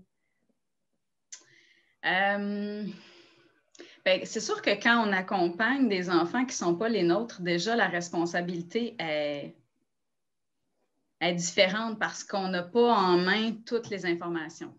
Mm-hmm. Si c'est ton enfant, puis tu sais, mettons, que toi, dans ton continuum humain familial, ton enfant t'a toujours vu, mettons, faire un feu dehors, tu le portais quand tu en faisais, après ça, il était à côté de toi, il participait. Ton enfant n'aura jamais de problème autour du feu. Il sait quoi faire. C'est une expérience du continuum humain millénaire. Il l'a appris. Si tu prends un enfant qui n'a jamais vécu ça, puis tu te dis, ah, ben c'est naturel, on va faire C'est ça. Il faut que tu aies dans ta tête cette idée-là que lui, s'il ne l'a jamais vu, ben là, c'est une grande notion, ça, de la pédagogie par la nature, de l'éducation, c'est la prise de risque. Fait que là, cet enfant-là, lui, est-ce qu'il est en sécurité si on le met comme ça sans avoir vécu d'autres expériences au préalable? Il ne sera probablement pas en sécurité. Il faudrait le faire, en tout cas, accompagné d'un paquet de choses pour pouvoir s'assurer que ça va être une expérience sécuritaire. Fait que c'est là que ça devient intéressant un petit peu l'approche Montessori de décortiquer. Parce qu'on se dirait, mettons, pour cet exemple-là, ben, commençons par, puis c'est toujours ancré par rapport aux saisons. Ce que je faisais, c'était toujours imprégné profondément du rythme naturel de la saison en cours. Fait que mettons qu'on est à l'automne, puis là, le soleil diminue. Là, je n'ouvrais pas les lumières l'après-midi. Fait qu'on vivait vraiment quand on arrive en novembre, décembre, puis qu'il fait noir là, à 3h30, 4h. Dans la maison, c'est ça qu'on vivait. Si on était dehors, c'est ça qu'on voyait, c'est ça qu'on ressentait. Vient cette envie-là, à un moment donné, d'avoir de la lumière, bien là, on fabriquait des chandelles. Puis là, on fabrique des chandelles en cire d'abeille. Tout un long processus. On fabrique des chandelles. Après ça, on va allumer nos chandelles. Une semaine plus tard, on va se créer de la lumière. Puis on a déjà un premier rapport avec le feu. Fait que là, on va, mettons, lire, on va peut-être manger le dîner avec notre chandelle précieuse, ou on va peut-être lire une histoire, un conte merveilleux avec la chandelle précieuse. Puis là, on a un premier rapport avec le feu. Fait que, un peu avec cette idée-là d'isoler la variable que Montessori avait apportée, bien là, on s'assure, mettons qu'on a un groupe d'enfants multi-âges, qui ne sait pas tous nos enfants, puis on sait pas, on veut comme égaliser un petit peu l'expérience. Bien, on commence petit. Là, tranquillement, on va arriver, mettons, dans le temps des fêtes, dans le temps de Noël, ou peut-être qu'il va y en avoir plusieurs chandelles. Puis là, on apprend comment se comporter. On voit que le feu se partage très facilement d'une chandelle à l'autre. On va vivre ça. Puis on va arriver après ça, bien, à l'hiver, à faire un feu dehors. Puis déjà, on va être certain que les enfants vont avoir tellement vécu des expériences graduellement que la sécurité, elle reste là tout au long, en réalité. Finalement, ce n'est pas une prise de risque.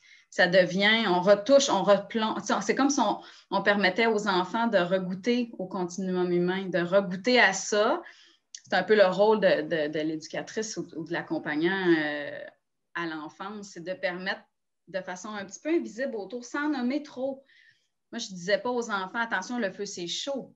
Mais de la façon que je vais bouger autour de ça, la façon que je vais créer l'espace, que je vais créer cet environnement-là, les enfants le sentent.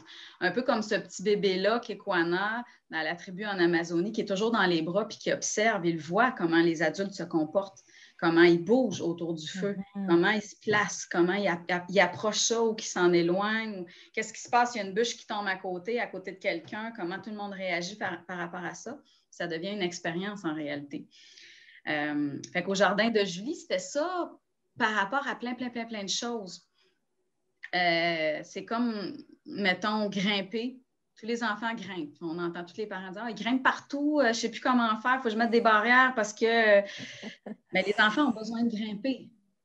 Ça vient du besoin de portage, ça vient du besoin d'être dans les bras, qui, la plupart du temps, ce besoin-là n'a pas été nourri suffisamment parce que c'est pas vraiment la mode tant que ça de porter les enfants. Puis si on le fait rapidement, même on se fait dire tu trouves pas que tu devrais le lâcher un peu? Je me laisse une note parce que c'est un sujet qui me fascine. Mais je te laisse continuer puis on en reparle après peut-être. Mais grimper, fait que ça prend des buttes, ça prend des collines, ça prend des planches, ça prend un petit mur pour grimper, ça prend plein d'occasions pour grimper d'une façon qui va satisfaire l'enfant dans son besoin de continuum, d'être capable de grimper et d'apprendre à descendre. Parce que dans la nature, les humains, c'est comme ça qu'ils vivaient. Là, pendant vraiment des milliers d'années, il y avait à grimper, il y avait à descendre, il y avait à faire attention, il y avait des feux, il y avait un paquet de choses qui se passaient. Puis en fait, l'enfant, ce qu'il cherche constamment à faire, c'est à le vivre. Fait qu'aujourd'hui, on va avoir des enfants qui arrivent à l'école puis qui sont tellement agités puis qui bougent tellement puis qui ont de la misère à apprendre les maths ou le français. Mais si on creusait pour vrai, ça serait intéressant de voir, tu sais, ce serait quoi le pourcentage de ces enfants-là, en réalité, qui étaient à la recherche de ces expériences manquées-là, du continuum humain, de grimper, de descendre, d'interagir, de filer, de sentir des choses. D'un point de vue neuroscientifique, on n'a pas encore parlé beaucoup, mais d'un point de vue neuroscientifique, plus on vit des expériences sensorielles, plus notre cerveau est développé. Fait que c'est ça que j'apportais au jardin de Julie, des occasions de grimper, de bouger, de marcher, de sentir, marcher nu-pied dehors, sortir dehors nu-pied, même l'hiver. On dit aux enfants, il faut que tu mettes tes bas, il faut que tu mettes tes bottes, il faut que tu t'habilles. On va voir, on sort dehors, voir sur le balcon. Puis là, on sortait tout le monde. Ah ouais, moi j'ai des bas chauds, moi ma maman m'a apporté ça. Puis là, ils sont super contents de les mettre. Il n'y a pas de danger à faire ça. Mais là, l'expérience vient de parler. L'expérience parle toujours beaucoup plus. Puis l'expérience, qu'est-ce qu'elle permet? C'est que les enfants deviennent libres. L'enfant qui par lui-même prend la décision de mettre ses bas et ses bottes pour sortir dehors, il le fait pas parce qu'on lui a dit, il fait parce qu'il vient d'expérimenter que c'était froid dehors. En fait, quel enfant a la possibilité d'expérimenter ça? On fait plus ça. Les enfants ne peuvent même pas sortir pas de chapeau. Les enfants vont être libres si on leur permet de comprendre comment agir puis comment se comporter dans le monde qui les entoure. Puis ça passe par l'expérience. Puis avant l'expérience, par l'expérience passive, dans les bras, de pouvoir voir comment se comporter avant d'être activement dedans, puis là, de savoir instinctivement encore plus comment se comporter. Fait que concrètement, chez nous, mettons, dans la cour dehors, il y avait une échelle en corde pour grimper. Il y avait un mur d'escalade de 12 pieds de haut. Puis, c'était un milieu de garde 6 ans et moins. Là. Il n'est jamais arrivé. C'est jamais arrivé qu'un enfant tombe. C'est jamais, jamais, jamais arrivé. Parce que je plaçais les trucs, les prises, ils étaient placées quand même d'une façon que ça prenait une certaine force pour commencer à monter. Fait que si tu avais la force pour te rendre à la moitié, tu avais assez d'habileté pour monter un petit peu plus haut. Des plans inclinés, il y avait ça, des plans inclinés pour monter. Pourquoi les enfants veulent toujours monter par les glissoires au parc? C'est ça. C'est un besoin. Puis on leur donne des modules où c'est tout bien fait, facile pour monter comme il faut. Ça ne les intéresse pas, c'est pas un défi. Il y avait un espace de feu, il y avait des animaux, mettons, il y a eu des poules, il y a eu des lapins, il y avait un jardin, il y avait toutes sortes de choses, il y avait un arbre, il y avait un jardin de fées qui était un prétexte avec une petite cabane bien rudimentaire, puis là, il y avait des rosiers qui poussaient là, puis juste cette idée-là qu'il y a des créatures, on n'a pas besoin tant que ça de les nommer. Moi, je disais que c'était des fées, mais j'en ai jamais montré, c'était pas des images, c'était un archétype en réalité, l'archétype de la fée, qui est cette petite créature-là dans la nature qui parle à la psyché de l'enfant, beaucoup plus que de dire, un jeune enfant, je parle, là, mettons un enfant de 3, 4 ans, 5 ans, de dire, fais attention, pile pas sur les fleurs sont vivantes. Bon. Ouais, là, mais tu sais, si tu dis, il y a peut-être une petite fille cachée en dessous des fleurs, penche-toi, peut-être que tu vas la voir. Puis là, il se penche le nez dans les fleurs, puis il voit, puis il devient connecté à ça avec amour, avec son sentiment dans son cœur de « wow », ça, il ne l'oubliera jamais. Il ne va jamais l'oublier, puis ça lui donne la liberté de se comporter après dans la nature d'une façon qui va être vraiment chouette, parce qu'il va être connecté de base. Je me souviens plus c'était quoi exactement la question. Mais... C'était comme sur comment tu as aménagé justement l'espace, comment l'espace permet ces expériences-là. Bien, après, tu sais, d'un point de vue neuroscientifique, on sait que le corps a besoin de bouger de tous les sens. Fait que quelque chose qui est vraiment, vraiment chouette, c'est les balançoires. Tu sais, mettons qu'on est vraiment dans le concret, là, hamac, balançoire, ça permet le mouvement vestibulaire, le développement du système vestibulaire, du mouvement qui est super important, qui ramène au sentiment dans les bras. Ça ramène ce feeling-là que l'enfant a quand il se déplace constamment dans les bras de quelqu'un puis que ce n'est pas lui qui contrôle le mouvement. Ça, c'est super bon. Des matériaux libres, des planches de toutes les grandeurs, des briques, des roches de toutes les grosseurs pour pouvoir sentir les volumes, les poids. C'est comme en concentrer une expérience du monde. On pourrait aller expérimenter si on sort plus loin, mais on le met en concentré, puis c'est de façon libre. Qu'est-ce qu'il y avait d'autre? Mais il y avait un trampoline aussi. C'est un peu, tout le développement de l'équilibre, là, les slacklines, mettons qu'on le regarde avec nos yeux modernes. Là. L'équilibre, les poutres de différentes hauteurs, de différentes largeurs. Si on vivait dans le bois, qu'est-ce qu'on aurait à vivre? Traverser des rivières sur un arbre couché. Fait qu'on fait comme imiter un petit peu, l'environnement. Qu'est-ce qu'on pourrait avoir? Mettons qu'on avait accès à un acre de forêt, puis que là-dedans, il y aurait un lac, un ruisseau, puis mettons, des plantes comestibles. Ben, on peut ramener ça à peu près dans l'espace d'une cour. Même si elle est petite, ça fonctionne quand même.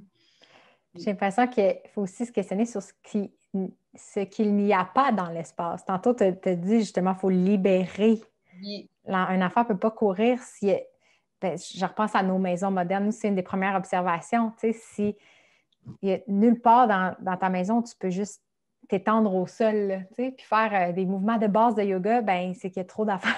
Tu sais, fait avant même de réfléchir à comment j'aménage mon espace pour créer du mouvement, nous, on dit il faut libérer l'espace. Fait comment est-ce que c'est ça, comment te libérer de l'espace, puis comment tu justement t'évites cette, tu sais, l'envahissement graduel des jouets puis des bébelles, tu sais, des fois qui arrivent sans qu'on s'en rende compte une chose à la fois puis qu'on s'envahit. Comment tu as créé de l'espace au jardin de Julie?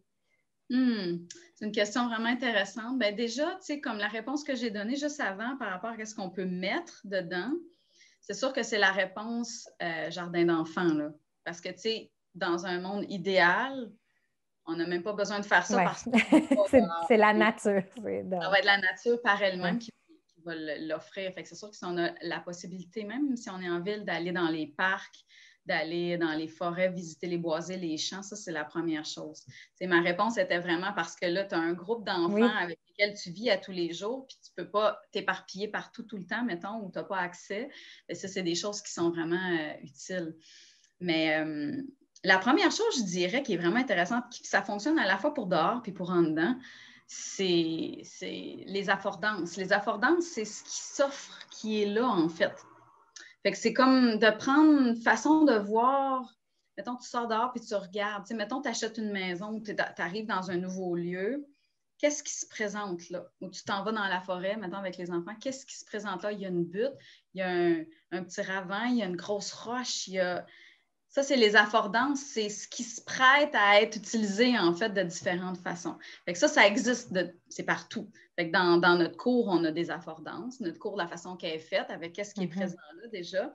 Fait que, de prendre le temps de vraiment l'observer puis de laisser l'énergie circuler, de voir comment les enfants interagissent avec ça, sans leur dire « attention à la roche pointue, attention ci, attention ça », mais de voir comment, par eux-mêmes, avec leur instinct de survie, avec les expériences qu'ils ont déjà, avec comment ils sont, comment ils vont aller afforder le monde, comment ils vont aller utiliser ce qui est déjà présent. Ça, c'est déjà quelque chose. Puis ça s'applique à l'intérieur, comment notre maison est faite, comment notre espace de vie est conçu, comment sont les pièces. Avant de déterminer d'avance, mettons, quelle pièce va être dédiée aux enfants ou est-ce qu'on veut vraiment une pièce dédiée aux enfants, c'est où est-ce qu'elle se passe la vie dans cet espace-là? C'est comment que ça circule l'énergie? Où est-ce que les enfants auraient tendance à aller? Où est-ce que nous, on aime se tenir? Parce qu'on a ça, nous autres, dans notre espace, il y a des lieux où on aime être puis des lieux où on aime moins être. Puis, de ramener ça vraiment toujours à l'essentiel, de se dire, bien, ce petit enfant-là, en fait, a besoin de découvrir la terre, le sable, l'eau, la glace, la laine, le métal, le bois, ce qui sont les éléments terrestres, en fait. Fait qu'à partir de cette idée-là, bien, idéalement, ça se passe dehors. Mais tu sais, si on ne peut pas toujours, parce qu'on travaille pour toutes sortes de raisons, on va en mettre un peu à l'intérieur. On n'a pas besoin d'en avoir beaucoup, mais tu sais, c'est là que ça devient intéressant d'avoir un petit panier avec des cocottes, puis un petit panier avec des branches, puis un petit panier avec des roches. Puis là, ben, à mesure que l'enfant grandit, c'est lui-même qui va les ramasser puis qui peut les mettre dedans. Un panier avec de la laine cardée ou un panier avec des brins de laine de différentes couleurs, des tissus. On reste dans ce que moi j'appelle des objets ouverts plutôt que des objets fermés. Puis, en fait, c'est que chaque objet est rien et tout à la fois. Puis, on essaye de vraiment éviter tout ce qui est moulé d'une certaine façon. Après, ben, tu sais, je trouve que c'est vraiment important l'aspect jeu de rôle, là, quand les enfants arrivent à 4 ans, 3, 4 ans, 5 ans, 6 ans, ils veulent, dans leur continuum humain,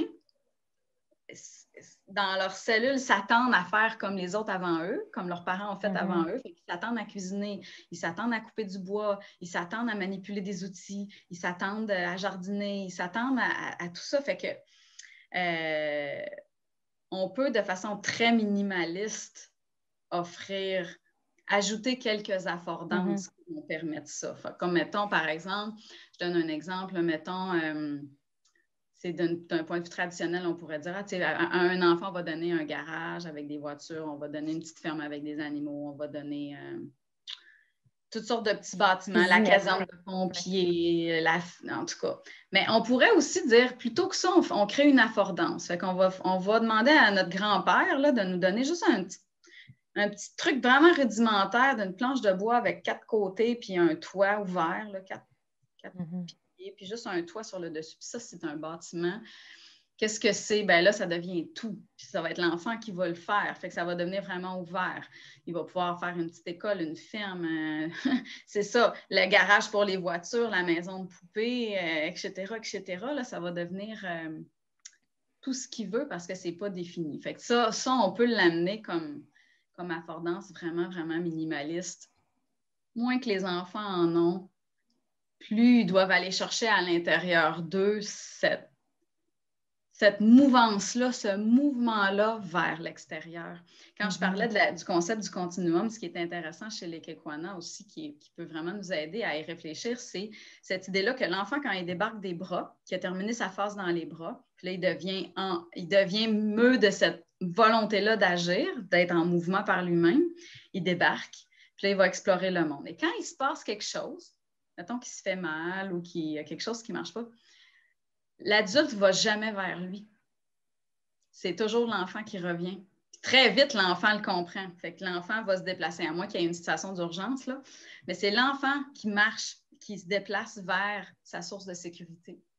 Fait que ça, c'est intéressant aussi parce que qu'est-ce qui se passe à ce moment-là? C'est que l'enfant, il devient vraiment connecté à son pouvoir lui-même de mouvement, d'action. Il sait comment aller trouver sa propre sécurité, il sait comment se mettre en mouvement pour aller chercher ce qu'il a besoin. C'est quelque chose de grand, là. Aujourd'hui, c'est quelque chose qu'on voit de façon généralisée, ce manque de motivation-là chez les enfants où ils attendent qu'on leur apporte, ils attendent qu'on les regarde, ils attendent qu'on leur donne des choses pour s'activer, qu'on mette en place pour eux des trucs. Puis si on ne le fait pas, ils deviennent exigeants, ils vont solliciter beaucoup l'attention parce qu'ils ne savent pas comment. Parce qu'on leur a enlevé très jeune sans vouloir le faire, mais c'est ce qu'on a fait, ce pouvoir personnel-là. Fait que pour éviter cette surcharge-là, il y a après, que je disais tantôt qu'il faut se mettre tout ensemble, les familles, ça prend des conseils de famille pour pouvoir en parler parce que les baby boomers avant nous, puis les gens avant nous, dans toute leur belle volonté de vouloir faire plaisir, souvent souhaitent en donner parce qu'eux, ils n'ont pas eu ça. Puis là, ils ont des moyens financiers, puis ils trouvent que ça a tout l'air tellement génial, toutes les bébelles qui existent, qui ont envie d'en donner. C'est vraiment par le conseil familial autour de l'enfant, qui permet de prendre des décisions en famille. Après ça, c'est dans le meilleur des mondes. Si on arrive à faire ça, c'est très chouette de se mettre tout ensemble. Mettons qu'on dit tout le monde, ça va être l'anniversaire de l'enfant. Tout le monde, on se met ensemble, puis on va faire fabriquer ce bâtiment-là par l'artisan du coin. Puis on va lui donner ça plutôt que plein d'autres trucs où on va engager une grand-maman pour fabriquer une poupée. Ça fait beaucoup plus de sens. Mais si on n'a pas cette chance-là, puis c'est pas comme ça, là, il faut être plus dynamique dans notre façon de gérer le matériel. Puis, ça, c'est un grand sujet. Là. Oui, tu disais, j'avais pas pensé, en fait, mais les cadeaux, comment, en fait, on témoigne notre amour par des cadeaux. Puis avant, ça devait passer par la nourriture, ce qu'on ramenait de la forêt, justement. Tu sais, ce besoin-là de partager ce qu'on possède avec d'autres, ça doit être inné. Fait que c'est dur de dire à quelqu'un, le cadeau que tu veux me faire, j'aimerais mieux ça ou pas de rien du tout, tu sais, parce qu'on ne veut pas nécessairement consommer. Mais c'est de... moi, une des façons que je pense que je veux résoudre ça, c'est d'amener des produits d'artisans, des produits locaux, des systèmes, peut-être de la nourriture ou des expériences, mais comme tu dis, c'est comme tout un sujet pour l'enfant, parce que c'est une des raisons pourquoi je suis autant motivée à faire des podcasts avec une série sur l'enfance. C'est en vue de me préparer à accoucher parce que c'est dans le flot des choses, là, traditionnellement, les showers, comment tu te prépares puis qu'est-ce que tu achètes. On dirait que c'est cette idée-là de déjà réfléchir à comment ça va être quand l'enfant naît, là, puis c'est ce fait de dire, OK, ben je commence déjà à réfléchir justement au portage parce que est-ce que j'ai besoin du thème de portage? Parce que si quelqu'un veut me faire un cadeau, peut-être que c'est le cadeau que je peux lui dire, hey, ça me ferait vraiment plaisir. Fait que c'était dans mes réflexions-là, puis c'est là que j'ai repensé à toi, puis à me dire, OK, j'ai tellement de choses que j'ai envie de parler depuis longtemps, puis là, on va faire la thématique. C'est encore plus significatif maintenant que je peux m'imaginer faire ça avec mes enfants, puis appliquer directement ce que je lisais dans des livres avec passion, même si je n'avais pas encore d'enfants. Mais en tout cas. Les cadeaux, j'aurais envie juste de surfer sur ça, mais c'est drôle parce que dans notre culture, on est beaucoup, on va comme observer ce que l'enfant aime, en fait, ce qu'il a eu la chance d'afforder, ce qu'il a eu la chance, parce que c'est différent dans toutes les maisons, c'est différent dans toutes les communautés. Qu'est-ce que ton enfant a eu la chance d'expérimenter? Puis là, il va se générer là-dedans des intérêts, même à 1 an, là, même à 2 ans. Puis là, l'attitude, je trouve souvent générale, c'est de vouloir faire plaisir, ce qui est très chouette. On veut faire plaisir à l'enfant. Puis là, on va comme venir renforcer quelque chose qui est un intérêt qui a vu le jour par rapport à ce qu'il a pu expérimenter. Fait qu'on vient comme renforcer. Fait, par exemple, l'enfant qui a démontré un intérêt pour les livres, on va y acheter des livres. Ou l'enfant qui a démontré un intérêt pour les casse-têtes, on va y acheter des casse-têtes. Il n'y a pas vraiment rien de mal là-dedans, sauf que c'est intéressant de voir, en fait, l'enfant comme... moi, je trouve, en fait, c'est que notre rôle, c'est comme un rôle de venir créer de l'harmonie dans toutes les sphères possibles de l'enfant. Puis c'est sûr que ce qui est le fondement du développement, c'est le mouvement, parce qu'on revient à ça qui était un peu le thème de cette entrevue-là. Puis c'est vraiment intéressant de se dire comment mon enfant... Comment je peux parce qu'on est dans un monde qui n'est pas comme ça, parce qu'on doit les mettre dans des sièges d'auto, parce qu'ils vont être assis à l'école, parce que même, tu sais, qu'ils doivent porter des souliers à la garderie. Il y a plein de choses qu'on va mettre en place, que la société met en place, qui viennent brimer les stimulations sensorielles, qui viennent brimer le mouvement, donc qui viennent brimer les connexions neuronales et la connexion à soi, la connexion aux autres et la connexion à la nature. Parce que tout ça, ça vient de plus on a de ressources, plus on comprend, plus on est holistique.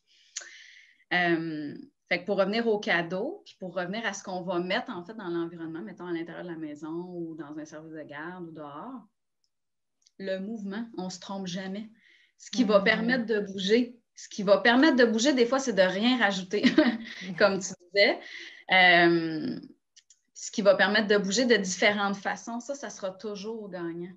Fait que, tu sais, dans une maison, il peut y avoir des trapèzes dans les cadres de porte, il peut y avoir outre aussi une trolley de planches de différentes grosseurs avec des genres de blocs de yoga pour que les enfants eux-mêmes se créent des structures pour marcher dessus. Après, de la stimulation sensorielle, ça veut dire pas juste des petits tapis mous, on a besoin de sentir.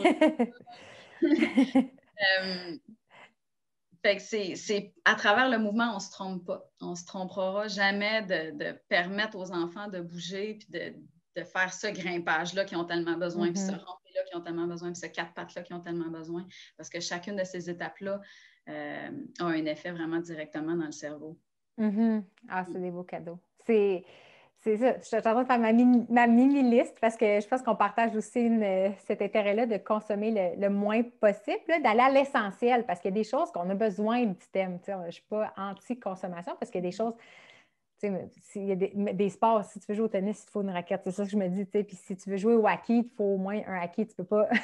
Comme lui, tu peux kicker dans les airs, mais ce n'est pas la même expérience.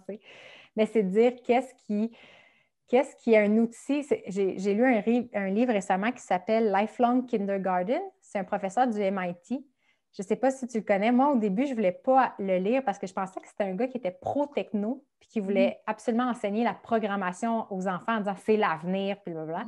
Mais lui, son discours que j'ai adoré, c'est de dire malheureusement, les technologies sont trop utilisées de manière passive. Même les trucs éducatifs tu sais, c'est interactif, mais l'enfant n'est pas créateur. Fait qu'il dit, il faut que les technologies incluant la programmation, ça part toujours de l'envie d'un enfant de créer quelque chose dans le monde. Puis les adultes sont là juste pour le guider puis l'outiller quand l'enfant veut, mettons, créer un système pour sa gerbille. Il donne l'exemple, la petite fille voulait une porte automatique pour sa petite gerbille. Fait que là, le but, c'était de l'aider là-dedans. Puis ça m'a vraiment changé ma perception des technologies. Puis un jouet, c'est une technologie. Puis de dire, est-ce que cette chose-là une fonction seulement ou doit amener à un résultat ou est-ce que l'enfant peut se l'approprier puis faire ce qu'il veut avec? Puis c'est ça qu'on se rend compte. Hein? Plus la forme est définie, plus la créativité est limitée parce que l'enfant va dire cette chose-là sert à X. Fait que, d'où l'intérêt d'avoir des trucs modulables, empilables. Qui vont durer tout le temps aussi. Ce qu'on va mettre dans l'environnement, mettons, d'un bébé peut être vraiment utile pendant vraiment des années. Là. Fait que, les petits cubes de bois, plus tard, ils vont devenir autre chose, puis ça va être incorporé dans différents jeux tout au long. Ça ne sera jamais perdu. Là. Ça va toujours être utile. Plutôt que d'avoir les jouets en bas de 12 mois. Puis après ça, on change, on rajoute, on s'empile, on empile. Puis, il ne faut pas hésiter de mettre des trucs dans des bacs au sous-sol, dans des sacs au sous-sol, même si on ne veut pas nécessairement tout donner. Quand on se rend compte, si on est cette personne-là qui se rend compte que, ouais, c'est vrai, j'en ai quand même beaucoup, puis il y en a peut-être trop, faites l'expérience. C'est le fun, c'est par l'expérience, c'est central, l'expérience. Expérimentez-le, enlevez-en. Il y a même j'ai vu un mouvement qui existe, des éducatrices qui enlèvent tous les jouets. Les enfants arrivent le lundi, puis là, il n'y a plus rien.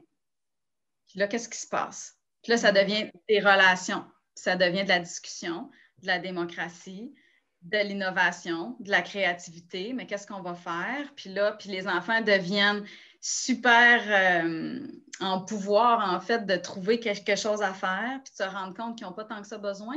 Puis les plus vieux, là, à 5 ans, ils arrivent même à des constats après 2 jours de se dire hey, on n'avait même pas besoin, finalement, des camions. On a été capable de faire tel truc. Puis là, c'est une expérience à faire. C'est une expérience à faire. Ça fait quoi si j'enlève 25 camions puis que je laisse les 2 préférés?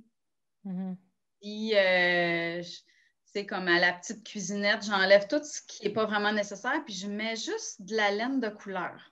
Puis là, l'enfant va s'imaginer que le jaune, c'est le fromage, que le blanc, c'est le pain, puis que là, tu sais, qu'est-ce qui se passe si j'en enlève? Qu'est-ce qui se passe si j'enlève ce gros truc-là que j'aime même pas, qui m'énerve, qui fait du bruit, puis qui est à batterie, puis que...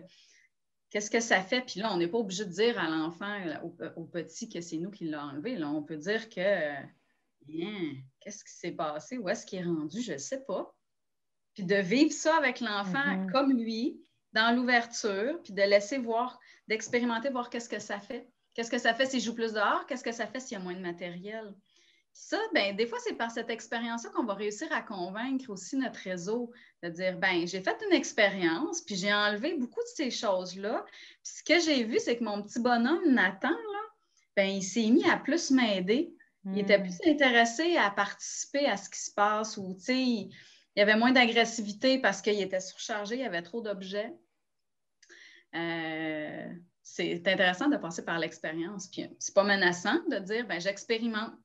Qu'est-ce que ça fait si j'enlève tout ce qui est en plastique? Qu'est-ce que ça fait si on n'a pas beaucoup parlé des écrans, là, mais qu'est-ce que ça fait si je limite les écrans ou j'enlève de l'écran? J'ai envie de le dire, hein, Joël Monzé, qui est une sommité en neurosciences, en éducation, c'est vraiment la somme de des études, 9 minutes d'écran le matin, ça bousille l'attention et la concentration d'un enfant pour le reste de la journée. Fait qu'il y a ça aussi, là. Est-ce qu'on veut vraiment constamment lui donner des nouveaux films, des consoles de jeux, des jeux vidéo, un cellulaire? C'est rendu que les enfants, même à la maternelle, il y en a plein qui en ont. Est-ce que c'est vraiment vers ça qu'on veut aller? Est-ce qu'on expérimente? Est-ce qu'on le voit que notre enfant a de la difficulté à se concentrer puis qu'il écoute beaucoup la télé? Est-ce que peut-être qu'on pourrait se poser des questions? Expérimenter, qu'est-ce que ça fait si on l'enlève? Est-ce que les choses redeviennent à la normale? Parce que quelque chose qui est le fun avec la neuroscience, c'est qu'il y a la plasticité cérébrale qui nous dit, on peut toute la vie remodeler et notre cerveau, toute la vie peut apprendre des nouveaux chemins. L'enfant qui a été habitué avec beaucoup de bébelles, qui a un tempérament plutôt opposant, qui ne joue pas vraiment dehors, qui écoute quand même de l'écran tous les jours, il n'est pas du tout trop tard. Qu'est-ce qui va se passer? What if? Qu'est-ce qui va arriver si on diminue et où on enlève l'écran, si on diminue la quantité de jouets, si on augmente le temps passé dehors? On va l'avoir, la réponse. Elle va survenir par elle-même. Puis l'enfant peut rattraper des retards. S'il y a eu des déficits de mouvement pendant la petite enfance, des déficits de stimulation sensorielle de la nature, trop d'écran, il peut rattraper. Il suffit d'arrêter, prendre conscience, diminuer, agir, puis en l'espace de très peu de temps, il va rattraper le temps perdu. Les occasions perdues vont se faire, puis il va continuer sur un meilleur pied, avec toutes ses ressources puis ses habiletés en place, beaucoup mieux. Mais c'est beau parce que justement, quand on est justement ma crisette la semaine passée, ce qui m'a fait du bien, c'est de dire non, ben oui, tu perçois une problématique, mais il faut croire au pouvoir de guérison. Justement, de dire oui, si les humains en ce moment, on vit en captivité, là, on vit dans on s'en rend pas compte, mais c'est artificiel. C'est un environnement qui est artificiel de plein de façons. Mais si on retourne dans un contexte plus naturel, le corps est capable de guérir. Puis on peut amener des changements. Puis c'est sûr que le changement amène un bouleversement, puis il faut que les choses soient déconstruites pour se reconfigurer. Puis cette période-là peut être anxiogène ou difficile ou challengeante, mais il y a une nouvelle ordre qui va se créer. L'harmonie va revenir. Puis ça me fait du bien de dire, OK, tu as une croyance au pouvoir de guérison, puis on dirait que ce que tu évoques, c'est ça, c'est de dire... idéalement, on veut offrir cet environnement-là. En ce moment, on est, pour beaucoup d'humains, c'est pas parti vers là, mais on peut revenir. C'est des choses qui... c'est ça, je l'ai dit déjà, je pense, mais ça va vibrer, comme dans tout ce que j'ai nommé aussi, je l'ai dit en parlant du portage, mais il y a la proximité à l'enfant. C'est la proximité à soi-même. Est-ce qu'on est capable d'aller en proximité avec soi-même, de prendre soin de nous vraiment, d'aller s'écouter, d'aller là, d'aller répondre à nos besoins, de se donner de l'espace, de se donner du temps, de le faire pour nos enfants? Parce que ça, tu peux dire ça à n'importe quelle famille qui a un enfant difficile ou qui se pose des questions ou prends du temps plus avec ton enfant, aller jouer dehors ensemble, liser des livres ensemble, aller bouger ensemble. Ralentissons, mettons de côté les performances, les notes, le succès, ça fait du bien à tout le monde, là. Il n'y a pas personne qui va dire « Ah, je me suis tellement sentie stressée d'être un petit peu plus avec mon enfant.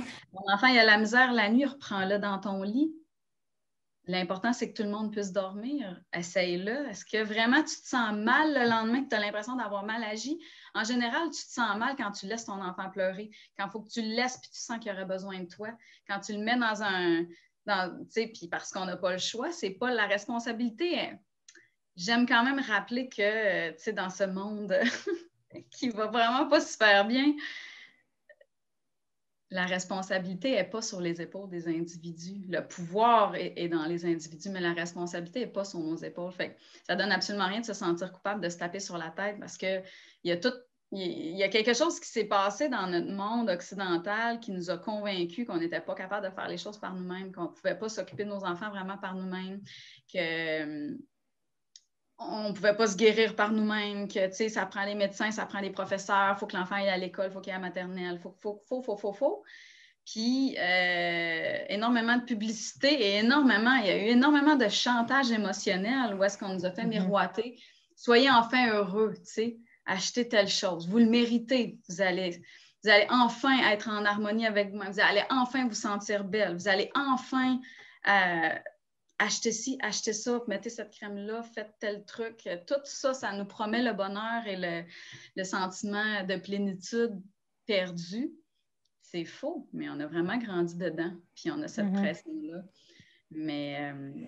c'est ça. C'est ça qui est particulier du mouvement, c'est qu'on a réalisé on ne peut pas le sous-traiter.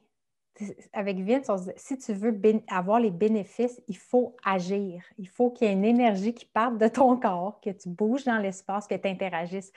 Puis je pense qu'on vit encore dans l'illusion que la science, la médecine va nous sauver, que si notre corps brise, qu'il y a une bébelle qui va compenser, puis qu'on va être sauvé comme ça.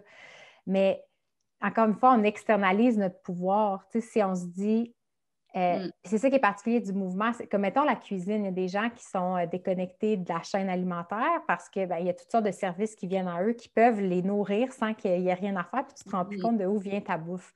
Mais c'est la même chose avec le mouvement. Quand tu as dit tantôt, là, si on consomme pour ne pas faire un mouvement ou un effort, quelqu'un d'autre ailleurs a bougé pour nous. Puis c'est sûrement dans des conditions pas super belles, qui créent de la pollution vraiment pas jolie non plus. Puis, mais c'est de dire, OK, il faut revenir à l'essence, puis c'est pas nécessairement facile, mais de dire aux gens, il faut agir dans le monde. Nous, une des phrases qui est sortie cette semaine pour finalement articuler nos idées, c'est qu'ultimement, il faut être conscient de la vie qu'on veut créer pour nous-mêmes. Il faut agir avec intention. Il faut agir en conséquence. Puis, c'est difficile de dire, il n'y a pas de bébelle qui va te sauver. Il faut que ça parte de toi. Puis... C'est le parallèle vraiment avec l'éducation qu'on offre aux enfants. Si on reprend tes mots, exactement ce que tu viens de dire, puis applique ça au bébé qui est à 4 pattes au plancher, sur le sol. Il faut agir dans le monde. Il faut agir avec intention. Fait que ce petit enfant-là, mettons, qui ne marche pas tout à fait à 4 pattes encore, comment on va se comporter, là? Est-ce qu'on va venir constamment lui donner? Tu sais, ce que tu dis, ce que tu as nommé, puis là, on externalise notre pouvoir, il devient dans les mains des autres. Bien, le petit enfant qui se fait tout donner, déjà là, il devient déconnecté avec son propre pouvoir. Il n'y a rien de plus beau que d'avoir un bébé qui veut avoir quelque chose qui se trouve à l'autre bout de la pièce, mettre tout en place pour essayer de d'aller chercher, prendre pouvoir à l'intérieur de lui, se mettre en action dans le monde avec une intention. C'est vraiment là que ça part. Puis ça prend de la place. Puis même, on peut même stimuler les enfants en leur donnant pas les choses trop facilement, puis en leur permettant à eux-mêmes de prendre vraiment connexion avec ce pouvoir-là qui est à l'intérieur d'eux, du mouvement. Parce que c'est quelque chose, là, on n'en parlera jamais assez, mais c'est là que ça se passe, la déconnexion. C'est quand on donne tout à l'enfant, qu'on l'assoit, qu'on lui donne tout pour lui faire plaisir, pour le stimuler, parce que c'est beau. C'est chouette parce que. En plus, il est déconnecté de nous parce qu'il est ailleurs pendant que nous, on fait nos tâches. Fait qu'il ne voit pas. Puis là, il se fait donner. Fait que lui, dans sa vie, là, après, c'est normal qu'il va s'attendre à ce que les choses soient à l'extérieur de lui puis qu'il n'ait pas le pouvoir sur ça. Fait que vraiment de réduire, de permettre à notre enfant de vivre un peu cette adversité-là, cette difficulté-là, parce qu'il est mobilisé vraiment par une intention, c'est d'aller chercher la petite balle qu'il a vue. Puis il veut vraiment... Ce qui est en train de se passer là, c'est qu'il est en train d'apprendre à se faire confiance, il est en train d'apprendre à agir dans le monde, à avoir des intentions, à bouger pour obtenir quelque chose. Oui. C'est magnifique. Puis je vois le temps passer et effectivement, j'ai couvert 3 questions de mon questionnaire de 10 parce que tu as une expérience super riche, dans le fond. Vite, vite, si les gens, en fait, te recherchent, tu enseignes à l'université, mais tu as aussi une approche à toi thérapeutique, qui est l'approche Koala, fait que les gens vont pouvoir googler ça. Je te lance déjà l'invitation de faire un podcast à l'extérieur. On fera le bilan de ça. Je vais sûrement avoir mon bébé à ce moment-là, puis on pourra en parler. J'ai une dernière question pour toi par rapport à ce qui a émergé pendant la discussion, le portage. Puis justement, cette idée-là, ça commence tellement tôt, puis même le portage, comme tu disais tantôt. Je n'ai pas encore fait de recherche approfondie, mais je cherche quelqu'un pour me parler du portage comme tu en parles. Cette idée-là que ce n'est pas juste la technique, puis quel matériel, puis quelle marque acheter ou pas, mais de dire c'est quoi la différence fondamentale d'expérience pour un bébé entre être porté et être mis dans une poussette ou dans un autre item constamment loin de ses parents. Puis, je sens que c'est un sujet délicat parce qu'il y a une culture de la chaise et une culture de s'asseoir qui commence dès la naissance. Il y a des répercussions jusqu'aux personnes âgées en ce moment. Puis, ce maillon-là, socialement, on ne le voit pas du tout. Fait que je m'intéresse à comprendre justement le portage ancestral. Puis s'il y a des gens qui en parlent en ce moment en français au Québec, comme toi, tu le vois, connais-tu quelqu'un?